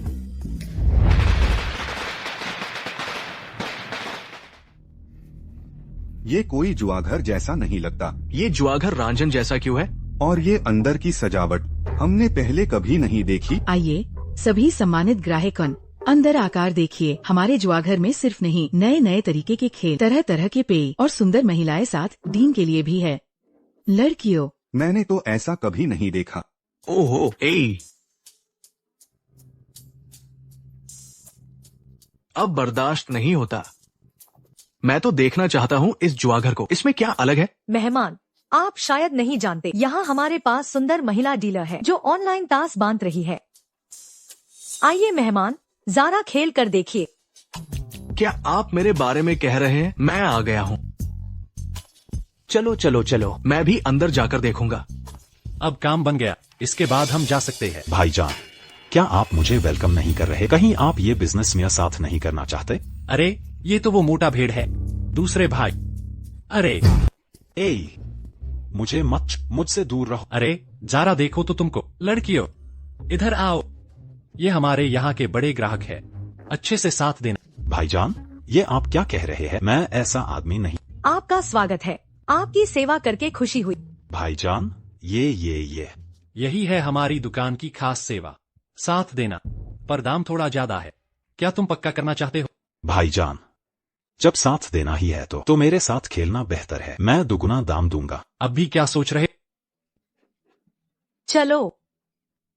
जिनलिन नियांग जी, मौका देखकर उन लड़कियों से कह देना ये एक बड़ा मोटा भेड़ है, इसका अच्छा मुनाफा कामना। चाहे आज रात वो जितना भी कमाए, सबको 5% का डल। समझ गया। अरे ये क्या पहना है तुमने? कितना खास। आओ, अंगूर खाओ। अरे तुमने जो पहना है वो भी बहुत सुंदर है। बस। महाराज, क्या आज रात का खर्च आपके लिए संतोषजनक रहा? हाँ, संतोषजनक। आज कितने टेल खर्च किए? ज्यादा नहीं महाराज, सिर्फ 3000 टेल। 30,000। क्या 30,000 टेल? मैंने तो बस थोड़ा शराब पिया और कुछ खाया, और वो भी 30,000 टेल चांदी के। मैंने तो कुछ किया भी नहीं। महाराज, आप गलत समझ रहे हैं। आज रात आपने जो खर्च किया वो 3 लाख टेल सोना था। 3 लाख टेल सोना? महाराज, ये देखिए बिल। पाते के खेल के लिए आपने 3 साथियों को बुलाया। ये सब यहाँ की सबसे बेहतरीन है। 1 घंटे का 3000 टेल सोना, कुल मिलकर आपको 2 घंटे साथ दिया। और ये जो शराब आपने मंगवाई है वो हमारे दुकान की सबसे महंगी रेमी मार्टिन है। 1 बोतल 3000 टेल सोना। आपने कुल 3 बोतलें मैंगवे और ये डायनेमो ट्रेन का सेट। एक सेट की कीमत 1000 टेल सोना है। महाराज, आप ये देखिए, क्या आप बैंक नोट देंगे या हम खुद आपके पास पैसे लेने आइए? 3 लाख टेल सोना? ये तो लूट मचा रखी है। महाराज, ऐसी बातें नहीं करनी चाहिए। हम एक जायज जुआघर है, दाम सब स्पष्ट लिखे हुए हैं। अगर आप सरकारी दरबार में भी जाएं, तो भी हम ही सही होंगे। पर आपने पहले नहीं बताया था कि इतने पैसे लगेंगे। महाराज का मतलब है खर्च करने के बाद पैक्टेट है और भुगतान से मुकरना चाहते हैं। महाराज, क्यों ना आप आसपास देखें, इस समय में भी ग्राहक उनसे भरा है। आप ही बताइए, अगर भुगतान से मुकरने की ये बात फैल गई इस राजधानी में, क्या आपकी इज्जत बचेगी? क्या आप मुझे धमकी दे रहे हैं? महाराज, ये क्या कह रहे हैं? हम नौकर भी आपके लिए चिंतित है। अगर महाराज को दाम सचमुच ज्यादा लगता है तो हम बहनें थोड़ा कम कमा लेंगे। कोई आओ। अरे रुको। HMPH। क्या 1 रात में आपने 3 लाख टेल सोना खर्च कर दिया? ठीक है, क्यों चिल्ला रहे हो? मुझे दाम पता ही नहीं था। अरे मेरे महाराज, तुम तो बेवकूफ हो। वो आदमी किस तरह का है दूसरों को ना पता हो, पर तुम्हें तो पता होना चाहिए। हाँ, आप उस पर भरोसा कैसे कर सकते हैं? इतने बड़े धोखे में आ गए। बस करो, मैं इतने सालों में कभी नहीं इस तरह से बर्बाद नहीं हुआ। यह सचमुच अक्षम्य है। मेरा वो मतलब नहीं था। बात यह है कि अब बहुत ही गंभीर समय आ गया है। हमें पैसे की भी कमी है। आप जरा सोचिए, 30,000 सोने के सिक्के, वो हमें कितने समय तक चलेगा? अरे हाँ। अरे मुझे एक बात सूझी। आप उनके द्वारा ठगे गए हैं। हाँ। तो आप एक पीड़ित हैं। हाँ। तो क्या आप ये पैसा वापस नहीं ले सकते? मुझे लगता है कि प्रधानमंत्री सचमुच बूढ़े हो गए हैं और उनका दिमाग काम नहीं कर रहा। जो पैसे मैंने खर्च किए और जो उपहार मैंने दिए, उन्हें वापस लेने की क्या बात है? अगर दूसरों को पता चल गया तो मैं अपनी इज्जत कहाँ रखूंगा? बात इतनी बढ़ गई है। जब आपके पास कोई अच्छा उपाय नहीं है तो हमें बस इंतजार करना होगा। तो कब तक इंतजार करना होगा? देखो वो आदमी क्या इसे हल कर पाता है। आपदा राहत चांदी के बारे में बाद में बात करते हैं। महाराज, वह 30,000 सोने के सिक्के। पैसा पैसा, तुम्हें बस पैसा दिखता है। दफा हो। अरे रुको, कुछ और लोगों को ढूंढो और लियांग जिलोंग की हर हरकत पर नजर रख। अगर मौका मिलते ही मुझे रिपोर्ट करने की जरूरत नहीं, सीधे कार्यवाही। जी हुजूर। लियांग जिलोंग, इस बार मैं तुम्हें बिल्कुल नहीं छोड़ूंगा। कैसा रहा? जल्दी बताओ, आज कुल कितना पैसा कमाया? सराफा की ओर से रिचार्ज और खपत को मिलाकर एक दिन का 2 लाख है। कितना? एक दिन का 2 लाख? मैं इतने सालों से राजधानी में हूँ, मैंने किसी भी सराय में इतना खर्च नहीं देखा जो एक दिन में 2 लाख से ज्यादा हो। महाराज, अगर हम इसी तरह हिसाब लगाते रहे तो हमारी सराफा खुलने के बाद से 10 लाख आपदा राहत चांदी कमाना बिल्कुल भी कोई समस्या नहीं है। 10 लाख आपदा राहत चांदी कमाना कौन सी बड़ी बात है, लेकिन मैं आपको बता, यह पैसा ज्यादा देर तक नहीं टिकेगा। यह क्यों? सराफा अभी अभी खुली है, कई लोग बस कुछ नया आजमाने आए हैं। साथ ही हमने एक प्रचार भी चलाया जिससे रिचार्जों की एक लहर आ गई। लेकिन आप सोचिए, दूसरी बार रिचार्ज कब होगा? पूरी राजधानी में अमीर लोग जो रिचार्ज कर सकते हैं वे तो बस उतने ही हैं। खड़े होकर बेवकूफ मत बनो, हिसाब लगाओ कि जुए खाने की कितनी कमाई हुई। जल्दी गिनो। कितना है? यह आखिर कितना है? आप जल्दी बताओ। 1 लाख। अरे बस 1 लाख? मुझे लगा कितना होगा। अरे ओ, ये दासी कह रही थी 1 लाख सिक्के सोने के। 1 लाख सोने के सिक्के? महाराज, हमने 7 दिनों में 1 लाख सोने के सिक्के कमाए। अगर ऐसे ही चलता रहा तो हमारी 10 लाख आपदा राहत चांदी बिल्कुल भी कोई समस्या नहीं है। इतनी छोटी सी बात पर इतना हंगामा करना। मेरे दूसरे भाई ने अकेले ही 30,000 खर्च किए, साथ ही अन्य अमीर जमींदारों को भी मिला लो तो 1 लाख कौन सी बड़ी बात है? महाराज, आप सचमुच ऐसे व्यक्ति हैं जिसे मैंने सबसे शक्तिशाली माना है। सच में, मैं मजाक नहीं कर रहा। इन 2 दिनों में मेरे कहने के अनुसार करो। जो चीजें मैंने तुम्हें दी हैं, उन्हें बेझिझक दुकान पर ले जाकर पैसा कमाओ। कुछ दिनों बाद मुझे भी आपदा राहत के मामले पर विचार करना होगा। नहीं महाराज, क्या आप सच में आपदा राहत के लिए जा रहे हैं? पहले तो इन आपदा राहत चांदी की बात छोड़ो, बीच में क्या समस्याएं आ सकती हैं? अगर आपदा राहत चांदी का यह जत्था सच में गबन कर लिया गया तो पहले किए गए सभी प्रयास व्यर्थ हो जाएंगे। इसके अलावा वे पीड़ित लोग बहुत समय से इंतजार कर रहे हैं। मुझे डर है कि वे सचमुच और इंतजार नहीं कर पाएंगे। मुझे तो लगा था कि आप यह सब बस दूसरे राजकुमार से झगड़ने के लिए कर रहे हैं। मुझे लगता है तुम महल में बहुत समय से रह रहे हो और बेवकूफ बन गए हो। अगर लोग नहीं होंगे तो मैं किस बात का राजकुमार, सम्राट किस बात का सम्राट? प्राचीन लोग कहते थे पानी नाव को चला सकता है और उसे डुबो भी सकता है। यह तथाकथित जल और भूमि ही लोग हैं, समझे? हम समझ गया। छोड़ो। मैं तुम्हें ये सब क्यों बता रहा? यह तो बिल्कुल भैंस के आगे बीन बजाने जैसा है। सच बताऊं तो मैं यह सब कर रहा हूँ। लियांग हेंग का विरोध करना सच है और लोगों को पैसा कमाना चाहते हैं, यह भी सच है। वयस्क चुनाव नहीं करते, मुझे सब कुछ चाहिए। बाहर कौन है? यह पुत्र अपने शाही पिता को प्रणाम करता है। जिलोंग, जो बातें तुमने अभी अभी कही वह तुम्हें किसने सिखाई? शाही पिता के सवाल का जवाब देते हुए, वे बातें अभी अभी किसी ने भी इस पुत्र को नहीं सिखाई थी, बल्कि यह पुत्र अपने हृदय की सुनकर बोल रहा था। क्या खूब कहा, हृदय की सुनकर बोला। उस समय तुम्हें राजकुमार बनाते हुए मैंने कोई गलती नहीं की थी। तुम जन्म से ही सम्राट बनने के लायक हो। शाही पिता, यह आपकी अतिशयोक्ति है। जिलोंग, मैं इस बार आया हूँ यह पूछने के लिए कि आपदा राहत निधि का क्या हाल है। अगर कोई कठिनाई है तो मैं अपनी निजी तिजोरी खोलकर तुम्हारी थोड़ी मदद कर सकता हूँ। शाही पिता, मुझे पता है कि वे दरबारी रोज तुम्हें परेशान करने के अलावा और कुछ अच्छा नहीं कर सकते। आपदा राहत का मामला मैं तुम्हें सौंपकर ही आश्वस्त महसूस करता हूँ। शाही पिता को जवाब देते हुए, केवल 10 लाख आपदा राहत चांदी यह पुत्र पहले ही तैयार कर चुका है। बस इतना है कि यह पुत्र चाहता है कि आपदा राहत के मामले में वह स्वयं जा सके। निश्चित रूप से मेरे राजकुमार के योग्य। हम एक ही बात सोच रहे थे, लेकिन इस बार आपदा राहत का रास्ता खतरों से भरा है। मैंने विशेष रूप से तुम्हारे लिए एक महान व्यक्ति को तैयार किया है। यह पुत्र समझ नहीं पा रहा। शाही पिता पहले ही 9-5 के सम्मानित सर्वोच्च पद पर हैं, तो ऐसे कौन से महान व्यक्ति हैं जो शाही पिता को इतना महत्व देने पर मजबूर कर रहे हैं? 7 दिन बाद जब वह वापस आएगी तो तुम्हें अपने आप पता चल जाएगा। आओ गिनते हैं ये कुछ दिन हमने कितना पैसा कमाया।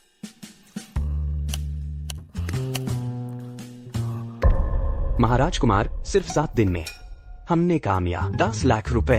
इतना सारा? मैंने सोचा था कि नएपन का नशा उतरने के बाद इतने ग्राहक नहीं होंगे, पर ध्यान नहीं दिया कि राजधानी में इतने अमीर लोग हैं, क्योंकि इतने सारे हैं। बिल्कुल सही महाराज कुमार, अगर हम राष्ट्रीय खजाना भी लूट लेते तब भी इतना नहीं मिलता। परंतु महाराज कुमार, आपने जो नई चीजें बनाई है वो तो अलग है। कई लोगों ने एक ही रात में हॉटपॉट खाया, और कैसीनो की वो कंपेनियंस, और आपकी बनाई शराब, ये सब भी काफी अच्छी कमाई है। वो तो है ही, मेरी वो चीजें गवार लोगों को उल्लू बनाने के लिए काफी है। आखिर आज के दौर में ये सब चीजें बहुत आकर्षक है, तुम लोगों को तो सबसे आसान है। महाराज कुमार, तो हमें आगे क्या करना चाहिए? 7 दिन का समय हो गया है, कल हम सभा में जाएंगे और उन जाहिलों को दिखा देंगे। हाँ, छोटे एक्साइज आए, ये पैसा तुम्हारे पास रख दूं, अगर कोई गड़बड़ हुई तो मैं तुम्हारी खाल उतर लूंगा। अरे महाराज कुमार, आप चिंता मत कीजिए, भले ही मुझे अपनी जान देनी पड़े, मैं हमारे राहत कोष की रक्षा करूंगा। जाओ। जी। अरे, क्या मैंने तुम्हें जाने को नहीं कहा था? क्यों वापस आ गए? ओह भद्रे, मुझे माफ कर दो। राजकुमारी लियो, आप यहाँ? तुम्हारा राहत कोष का प्रबंध कैसा चल रहा है? हाँ, ये इतना ज्यादा नहीं है, पर इसमें भी है 1 लाख से 8 लाख रुपए चांदी। अभी के लिए तुम IC इस्तेमाल कर लो। ये मेरे लिए है। वरना क्या? अगर तुम राहत कोष नहीं जुटा पाए और कुछ हो गया तो मैं क्या करूँगी? तुम एक गर्वशाली राजकुमारी हो, तुम्हें और अच्छा पति मिल जाएगा। बकवास मत करो। हमारी परंपरा में एक महिला का जीवन में सिर्फ एक ही पुरुष होता है। मैं तो तुम्हारी हो गई हूँ, अगर तुम्हें कुछ हो गया तो मैं विधवा बन जाऊंगी। लगता है ये राजकुमारी मुझसे सच्चा प्यार करने लगी है। मैं ये चांदी नहीं लूंगा, परंतु मेरे पास कुछ कपड़े हैं जिन्हें तुम्हें ट्राई करना होगा। आओ। ये क्या है? मैंने कभी नहीं देखा। ये सब मैंने खुद डिजाइन किए हैं, तुम ट्राई करोगी तो पता चल जाएगा।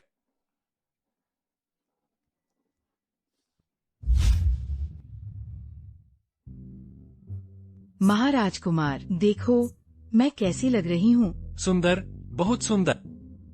इधर आओ, मैं अच्छे से देख।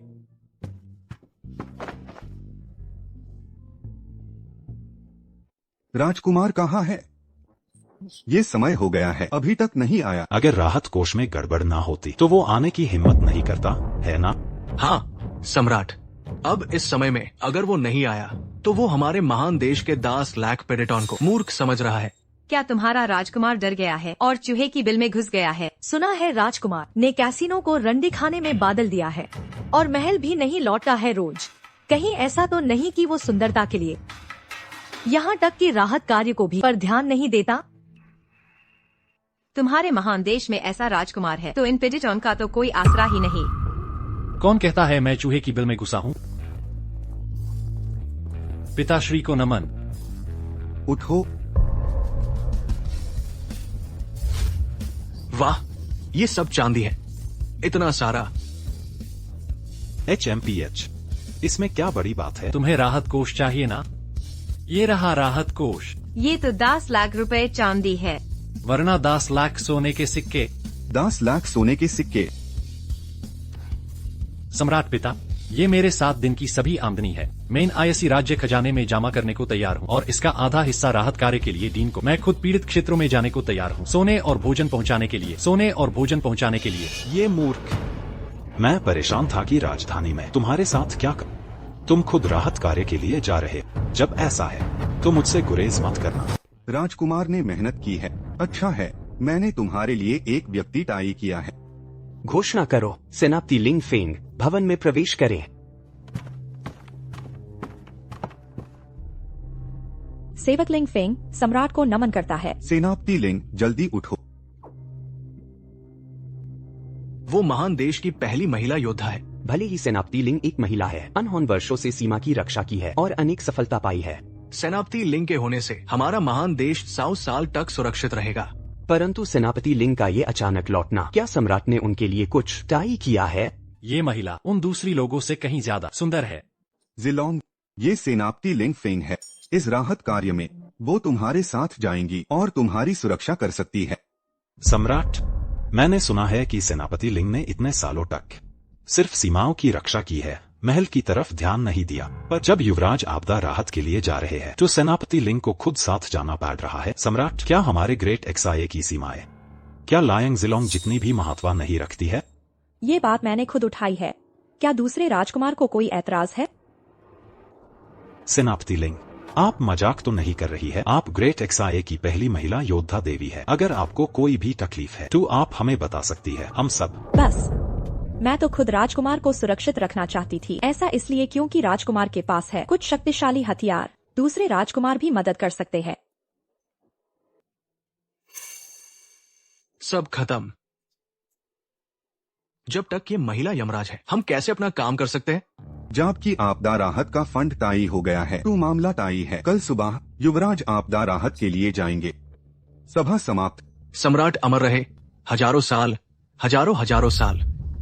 क्या?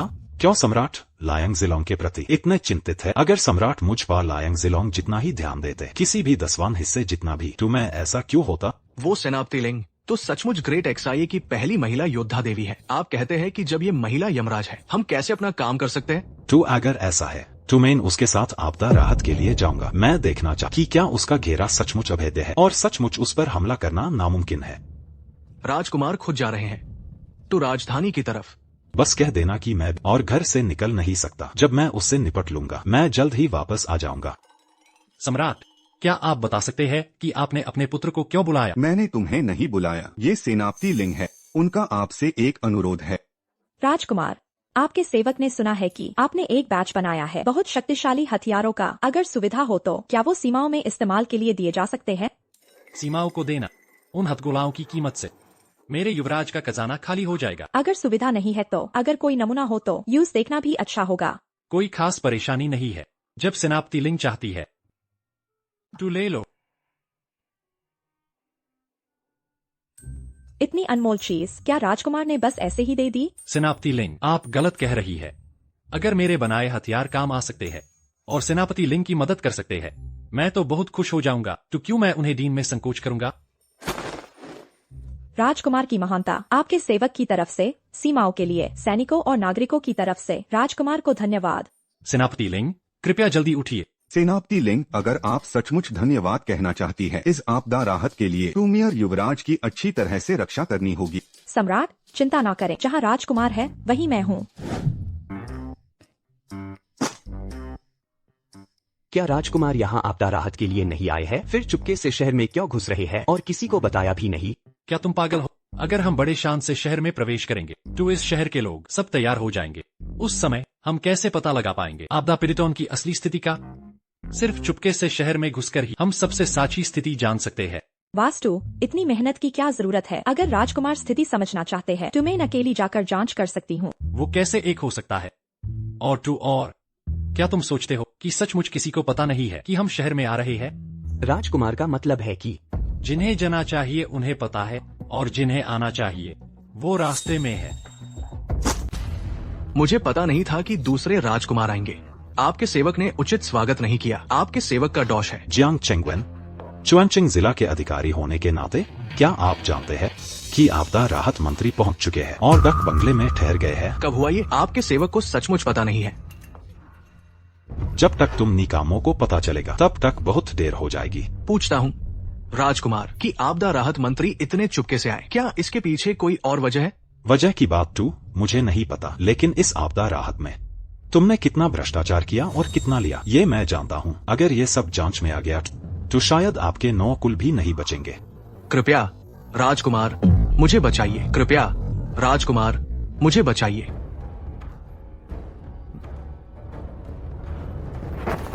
ये शहर के बाहर है। अभी बीमारों के कपड़े मिले हैं। क्या करना चाहिए मैं आपको नहीं सिखाऊंगा, है ना? राजकुमार चिंता ना करें। आपका सेवक वादा करता है कि ये शाही आयुक्त कभी भी चुएनचिंग से बाहर नहीं जाएंगे। चलिए चलिए चलिए। जिला अधिकारी जियांग इस हालत में शायद युवराज की पहचान नहीं जानते। क्या राजकुमार को दार नहीं है कि सच जानने के बाद वो कदम उठाने की हिम्मत नहीं करेगा? निश्चिंत रहिए, इस परिस्थिति में जितनी जल्दी युवराज की पहचान खुलेगी उतनी जल्दी वो मरेगा। उससे सिर्फ अपनी खुद की चालकी को दोष देना चाहिए, पहचान छुपाकर। हाँ, और कुछ और छाया सैनिक भेज लायंग जिलोंग के लिए और परेशानी खादी करने के लिए। जी राजकुमार, कुछ बुरा हुआ है। राजकुमार, इतने घबराए हुए क्यों हो? यह कैसा व्यवहार है? पता नहीं किसने आपके ठिकाने का खुलासा किया है। अब शहर के बाहर सभी आपदा पीड़ित दंगा कर रहे हैं। हम राहत के लिए आए हैं, भले ही ठिकाना उजागर हो गया हो। वे मदद मांगने आए हैं, फिर दंगा क्यों? शहर के बाहर अचानक एक महामारी फैल गई है, पता नहीं किस। मनहूस ने कहा, उसने कहा कि राहत मंत्री ही आपदा लाने वाला है। उसने यह भी कहा कि यह महामारी राहत मंत्री ही लेकर आया है। बकवास। अगर मैं सच में आपदा लाने वाला होता तो मैं सबसे पहले उन्हें मार देता। हम चुआन शहर से निकल जाओ। चुआन शहर से निकल जाओ। मैं जाकर देखूंगा कि इसके पीछे कौन है, कौन मेरे ठिकाने जानता है और इतने सारे लोगों को मेरे खिलाफ इकट्ठा कर सकता है। राजकुमार, वे अभी बहुत उत्तेजित हैं। कृपया अपनी सुरक्षा का ध्यान रखें। सिनाप्ति लिंगफेंग, इस युद्ध देवता के साथ मेरी सुरक्षा स्वाभाविक रूप से सुरक्षित है। चलो हम बाहर चलकर देखते हैं। चुआन शहर से निकल जाओ। चुआन शहर से निकल जाओ। वे ही इसे लाए हैं, बाहर निकलो। चुआन शहर से निकल जाओ। कल रात ये लोग अभी भी पीले चेहरे और कमजोर थे। एक ही रात में ऐसा कैसे हो गया? देखो, मोटे गाल, लाल चेहरे। राजकुमार का मतलब है कि ये लोग संदिग्ध हैं?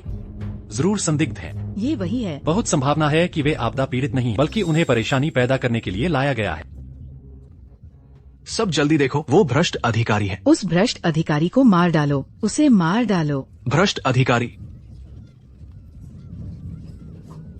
नहीं राजकुमार, अगर ऐसा ही चलता रहा तो आपको चोट लग जाएगी। हमें पहले पीछे हटना होगा।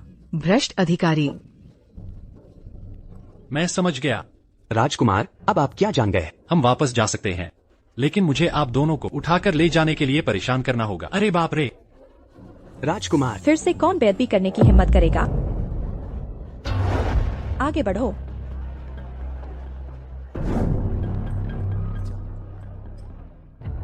राजकुमार, नई खबर है। कई शाही दूतों पर सराय में हमला हुआ था। कहा जाता है कि वे गंभीर रूप से घायल हो गए हैं। क्या? घायल हो गए? अच्छा। और वह महामारी, क्या उसे वह लग गई? ये तो मैंने नहीं सुना। अगर उसे नहीं भी लगी तो कोई बात नहीं, बस वह जिंदा न हो। अरे हाँ, पिछली बार मैंने तुम्हें जिन लोगों से संपर्क करने को कहा था, उनसे संपर्क कैसा रहा? संदेश भेज दिया गया है, अब बस प्रतिक्रिया का इंतजार है। लियांग जिलोंग, इस बार तुम महल में।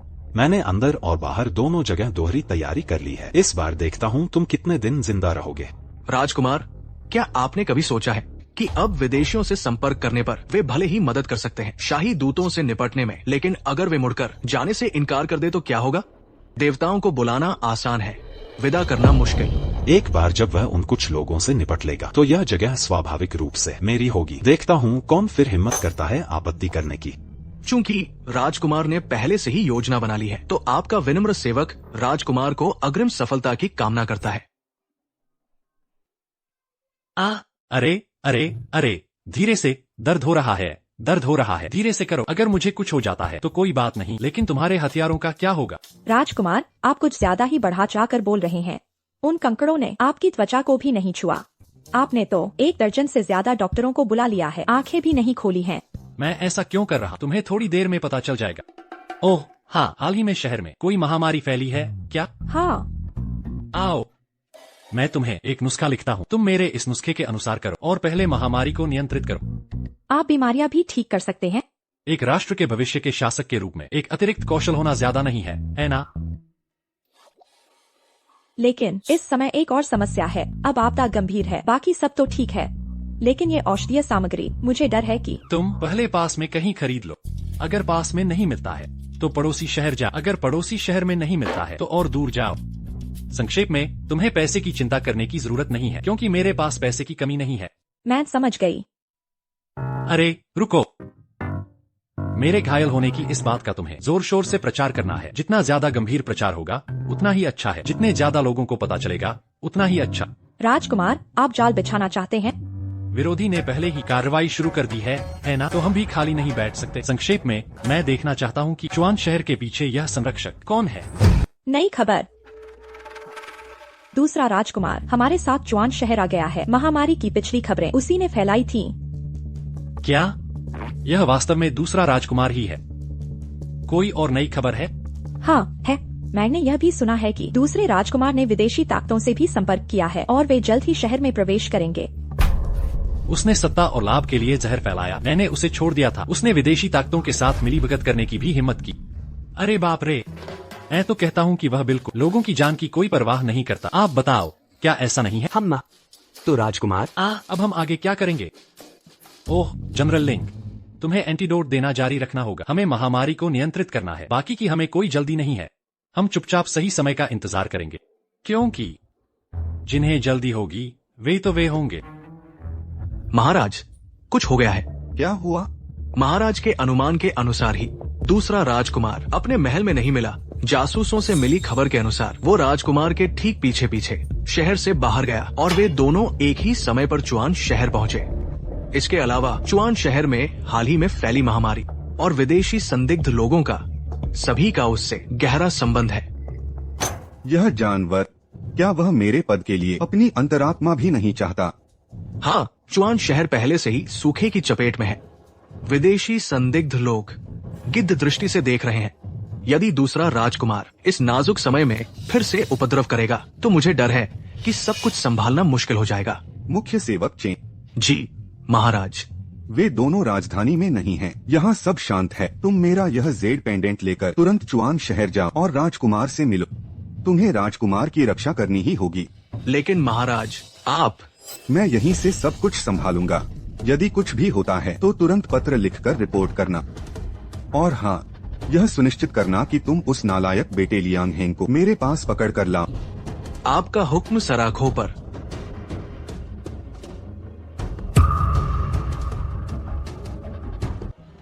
दिव्य चिकित्सक, रुकिए।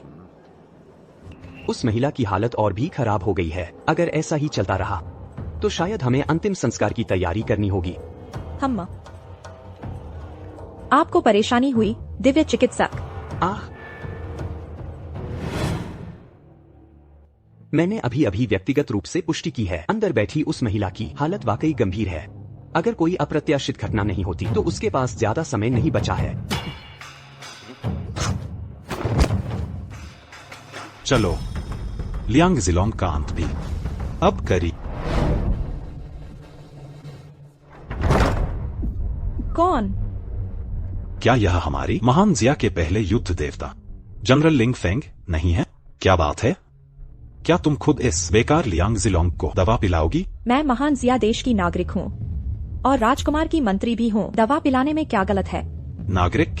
वे मेरे भी नागरिक हैं। तो आज रात तुम मेरे पास आओ और मेरा अच्छे से साथ। दूसरे राजकुमार, मैं तुम्हें सलाह देती हूँ कि थोड़ा सम्मान करो। सम्मान? मुझे किसी ने कभी नहीं सिखाया कि सम्मान क्या होता है। ऐसा क्यों न कि तुम मेरे पास और मुझे अच्छे से। मैं निश्चित रूप से सावधानी से सीखूंगा। लिंग फेंग, तुम। अगर राजकुमार ने एक और कदम आगे बढ़ाया तो मेरी तलवार म्यान से बाहर आ जाएगी। मैं दूसरा तुम राजद्रोह कर रही हो। यह तलवार भी मुझे सम्राट ने स्वयं दी है। यह तलवार हाथ में होने पर मैं किसी से नहीं डरती। जनरल लिंग, मैं तुम्हें मैं इस बार यहाँ हजारों घातक सैनिक लेकर, तुम कितनी भी शक्तिशाली 1000 के मुकाबले अकेली खड़ी नहीं हो सकती। मैं तुम्हें एक विकल्प देता, या तो तुम मेरे साथ चलो और मेरी औरत बन, या इस कमरे में मौजूद सभी लोग मर जाएंगे। छोटे भाई, तुम भी यहाँ कैसे आ गए? क्या तुम अपने बड़े भाई के साथ राहत कार्य के लिए आए हो? बड़े भाई, तुम हमेशा की तरह मूर्ख हो। मैं इस बार यहाँ तुम्हारे साथ राहत कार्य के लिए नहीं, मैं तुम्हारी जान लेने। तुमसे मेरा हाल ही में कोई झगड़ा नहीं हुआ है, नहीं पुरानी कोई दुश्मनी है। तुमने पहले भी मुझे कई बार प्रताड़ित किया है। मैंने अभी तक तुमसे बदला नहीं लिया है और तुम खुद मेरे दरवाजे पर आ गए हो। चुप रहो। कैसी कोई दुश्मनी नहीं। मैं तो हर बात में तुमसे और मेरा चरित्र भी तुमसे अच्छा है। तो फिर किस हक से जब और तुम्हारी मरी हुई माँ है तो महाराज मुझे केवल शांत रहने को कहते हैं। स्पष्ट रूप से राजकुमार वह होना चाहिए जो सच। तो फिर किस हक से मैं हर बात में तुमसे ज्यादा मेहनत कर फिर भी तुम्हें नीचे नहीं गिरा पाया? वह सब पितामह की पसंद है, इसमें मेरा क्या लेना देना है? वैसे भी जब तुम मर जाओगे तो यह पद स्वाभाविक रूप से मेरा ही होगा।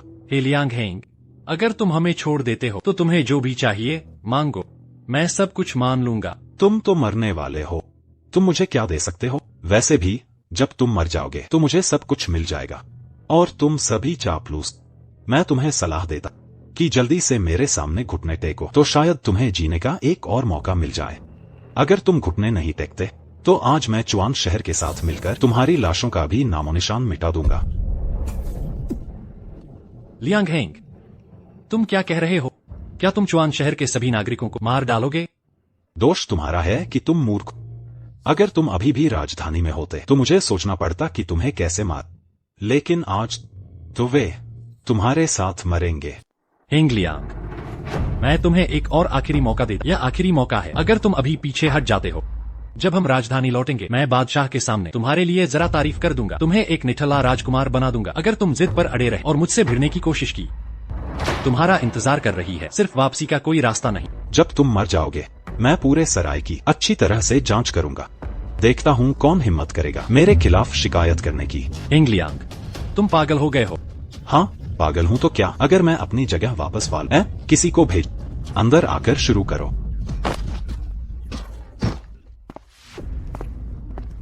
ये बूढ़ा सेवक सुरक्षा के लिए देर से पहुंचा। राजकुमार महोदय से माफी चाहता हूँ। रहने दो। चेन गोंग गोंग, तुम यहाँ क्या कर रहे हो? दूसरे राजकुमार महोदय, सोचा नहीं था, है ना? इस बार मैं शाही हुक्म लेकर आया हूँ देशद्रोही को पकड़ने के लिए। तुम्हें सब पता चल गया?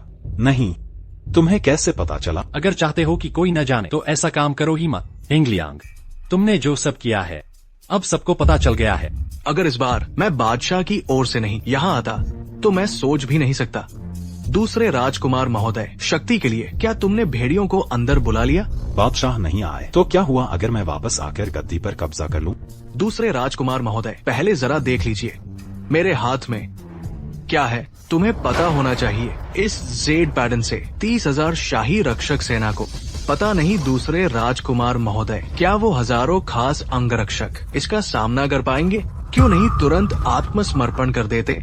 पहले के नाते हमारे सालों की दोस्ती का मैं तुम्हें एक बार और याद दिलाता हूँ। इससे पहले बादशाह कह चुके हैं, अगर तुम जरा भी आज्ञाकारी होकर मेरे साथ महल चलोगे तो सब कुछ अभी भी संभल सकता है, वरना बादशाह ने पहले ही कहा है, हमें बिना दया के मारने का आदेश दिया है। हाँ, बिना दया के मारे? क्या खूब कहा, बिना दया के मारे। मुझे पता ही था वो मुझे कभी बेटा नहीं समझता था। दूसरा राजकुमार, चेन गोंग गोंग, रुको। हेंगलियांग की जान बख्श दो, मुझे अभी इसकी जरूरत है। चूंकि राजकुमार महोदय ने व्यवस्था कर दी है, बस आप इस दूसरे राजकुमार को कहाँ भेजेंगे? तुम सब पहले बाहर जा। हाल ही में मैंने एक नई सजा पर शोध किया है जो बहुत ही क्रूर लगती है। तुम लोग पहले बाहर जाकर छिप जाओ। तुम क्या कर रहे हो? बड़े भाई, मैं कुछ छोटी चीजों पर शोध किया है और तुम्हें मेरी मदद करनी होगी उन्हें आजमाने में। बड़े भाई, मुझे छोड़ दो। तुम्हें डटे रहना होगा। हे,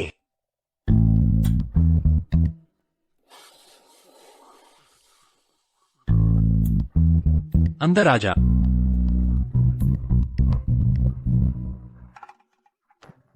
ये लो, यह खत पहुंचा देना मंडप के सामने वाले पेड़ तक, बाईं ओर दूसरे पक्षी के घोंसले में। यह क्या है? यह उसकी विदेशी लोगों से जानकारी आदान प्रदान करने की जगह है।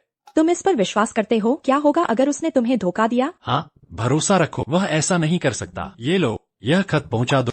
शियाओ शियाज, इस जगह को साफ कर दो। ओ हाँ।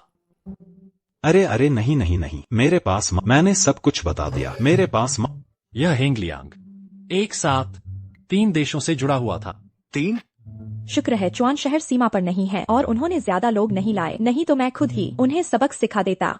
अच्छा है, लेकिन हमारे पास इतनी सेना कहाँ से आई? ओह राजकुमार महोदय, क्या आप भूल गए? मैं लाया हूँ पूरे 30,000 शाही रक्षक सेना। 30,000 काफी है। कृपया राजकुमार तुरंत आदेश दें। मैं तुरंत रवाना होती हूँ। तुरंत इन सीमा के कीड़ों को हमारे देश से बाहर खदेड़ दो।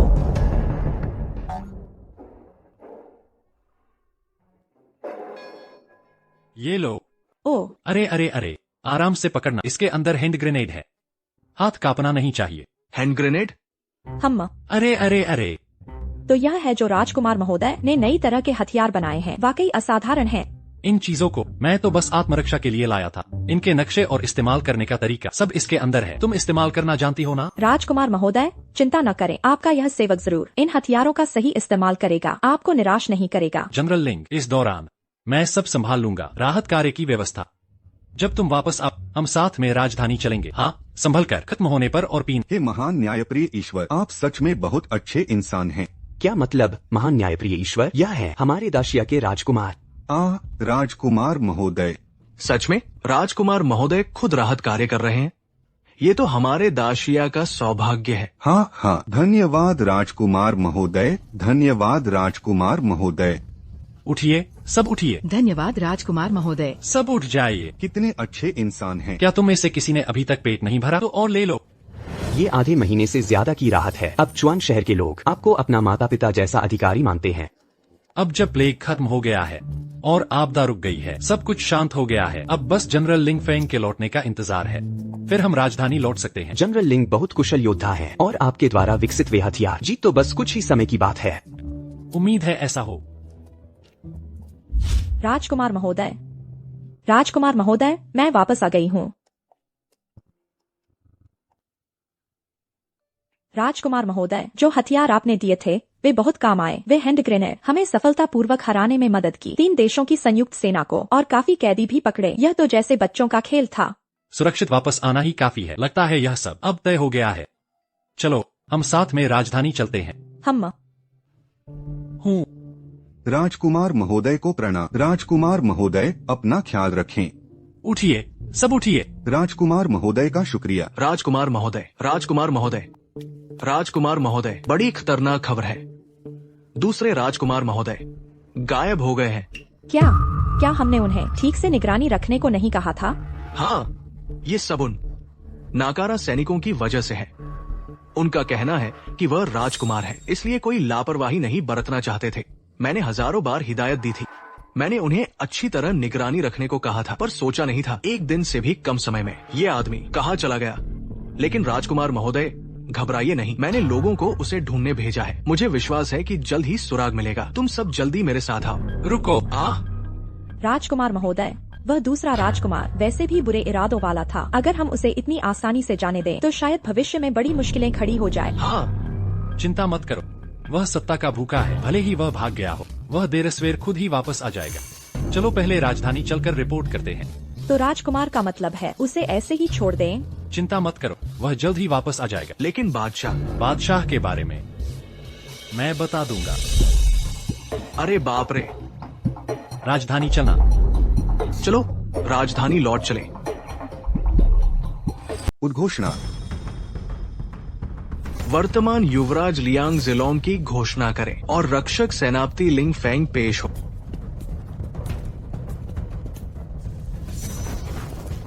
मैं आपका पुत्र जिलोंग। मैं आपकी सेविका लिंग फेंग महाराज को प्रणाम करती हूँ। पिताजी, महाराज की जय हो। लंबे समय तक जीवित रहें।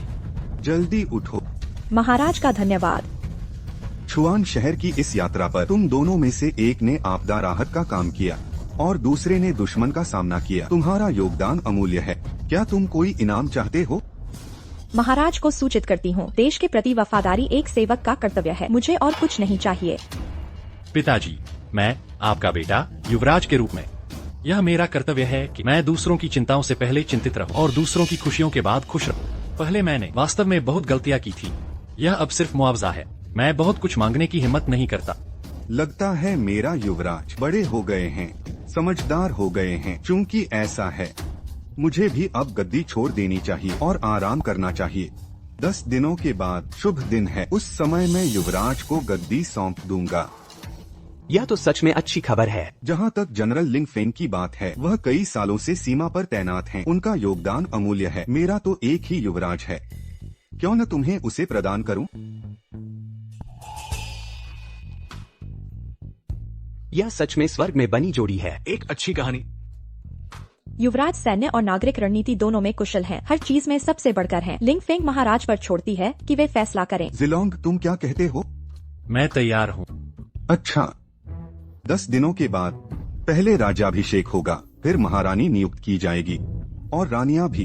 हमारे सम्राट की जय हो। लंबे समय तक जीवित रहें। लंबे लंबे समय तक। राजकुमार, तुम सच में हमें 3 बहनों को इंसान नहीं समझते। आपदा राहत के लिए 1 महीने से ज्यादा चले गए और तुम्हें इतनी हिम्मत हुई कि हमें एक खत भी नहीं लिखा। मैंने सुना है कि युवराज इस बार बाहर एक नई महारानी ले आए हैं। कहीं ऐसा तो नहीं कि वह बाहर रंगरेलियां मना रहे थे और हम सबको भूल गए। मुझे तो लगता है कि पुरुष बेवफा होते हैं, उन्हें बाहर ही रहना चाहिए और वापस नहीं आना चाहिए। अरे नहीं, मुझे लगा कि सम्राट बनना कोई अच्छी बात हो। महल में सिर्फ 3-4 लोग हैं और इतनी परेशानी है। बाद में जब हजारों सुंदरियां होंगी तो मैं उनसे कैसे निपटूंगा। अरे उस समय स्थिति गंभीर थी और पिताजी ने शादी तय कर दी। मैं मना नहीं कर सकता था। इसके अलावा जनरल लिंग तो। अरे वाह, मैं जानती थी कि तुम जनरल लिंग पर मोहित हो। मुझे लगता है कि पुरुष तभी सीधे होते हैं जब वे पूरी तरह से थक जाते हैं। नहीं नहीं नहीं, यह थक जाना और न थक जाना क्या है। अरे यह कितनी बुरी बात है। मैं तो। तुम लोग क्या कर रहे हो? तुम लोग कोई गड़बड़ मत करो।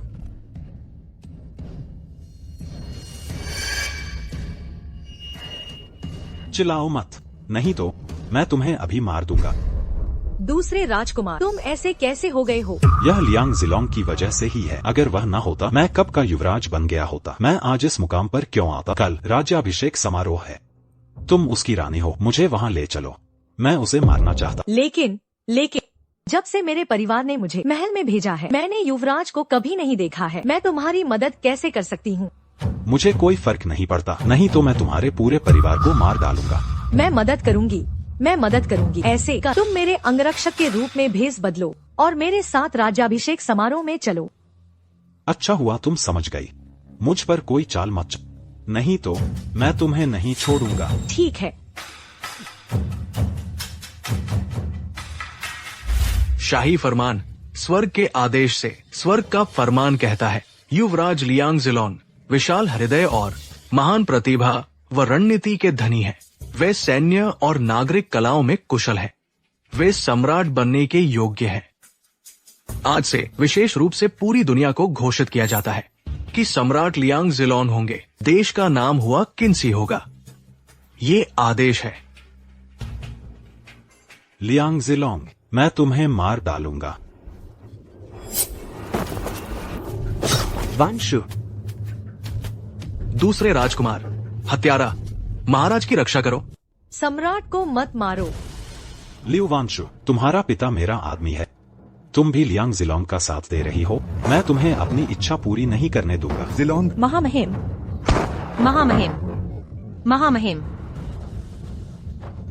शुएर, तुम कैसी हो? तुम ठीक हो ना? लियांग हेंग, मैंने तुम्हें कितनी बार बताया है, 7 कदम दूर बंदूक तेज होती है, 7 कदम पास और भी तेज होती है। तुम बस सुनते नहीं हो। बड़े भाई, मुझसे गलती हो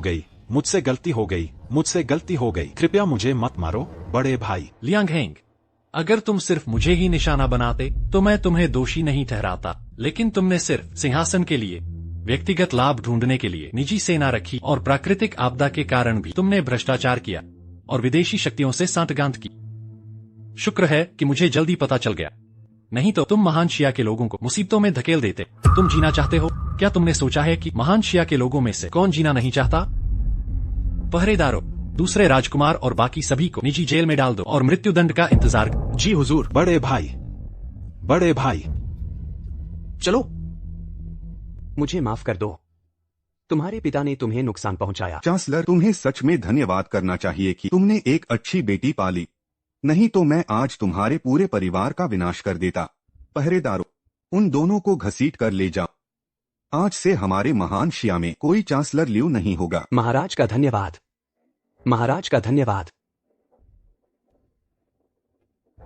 पिता,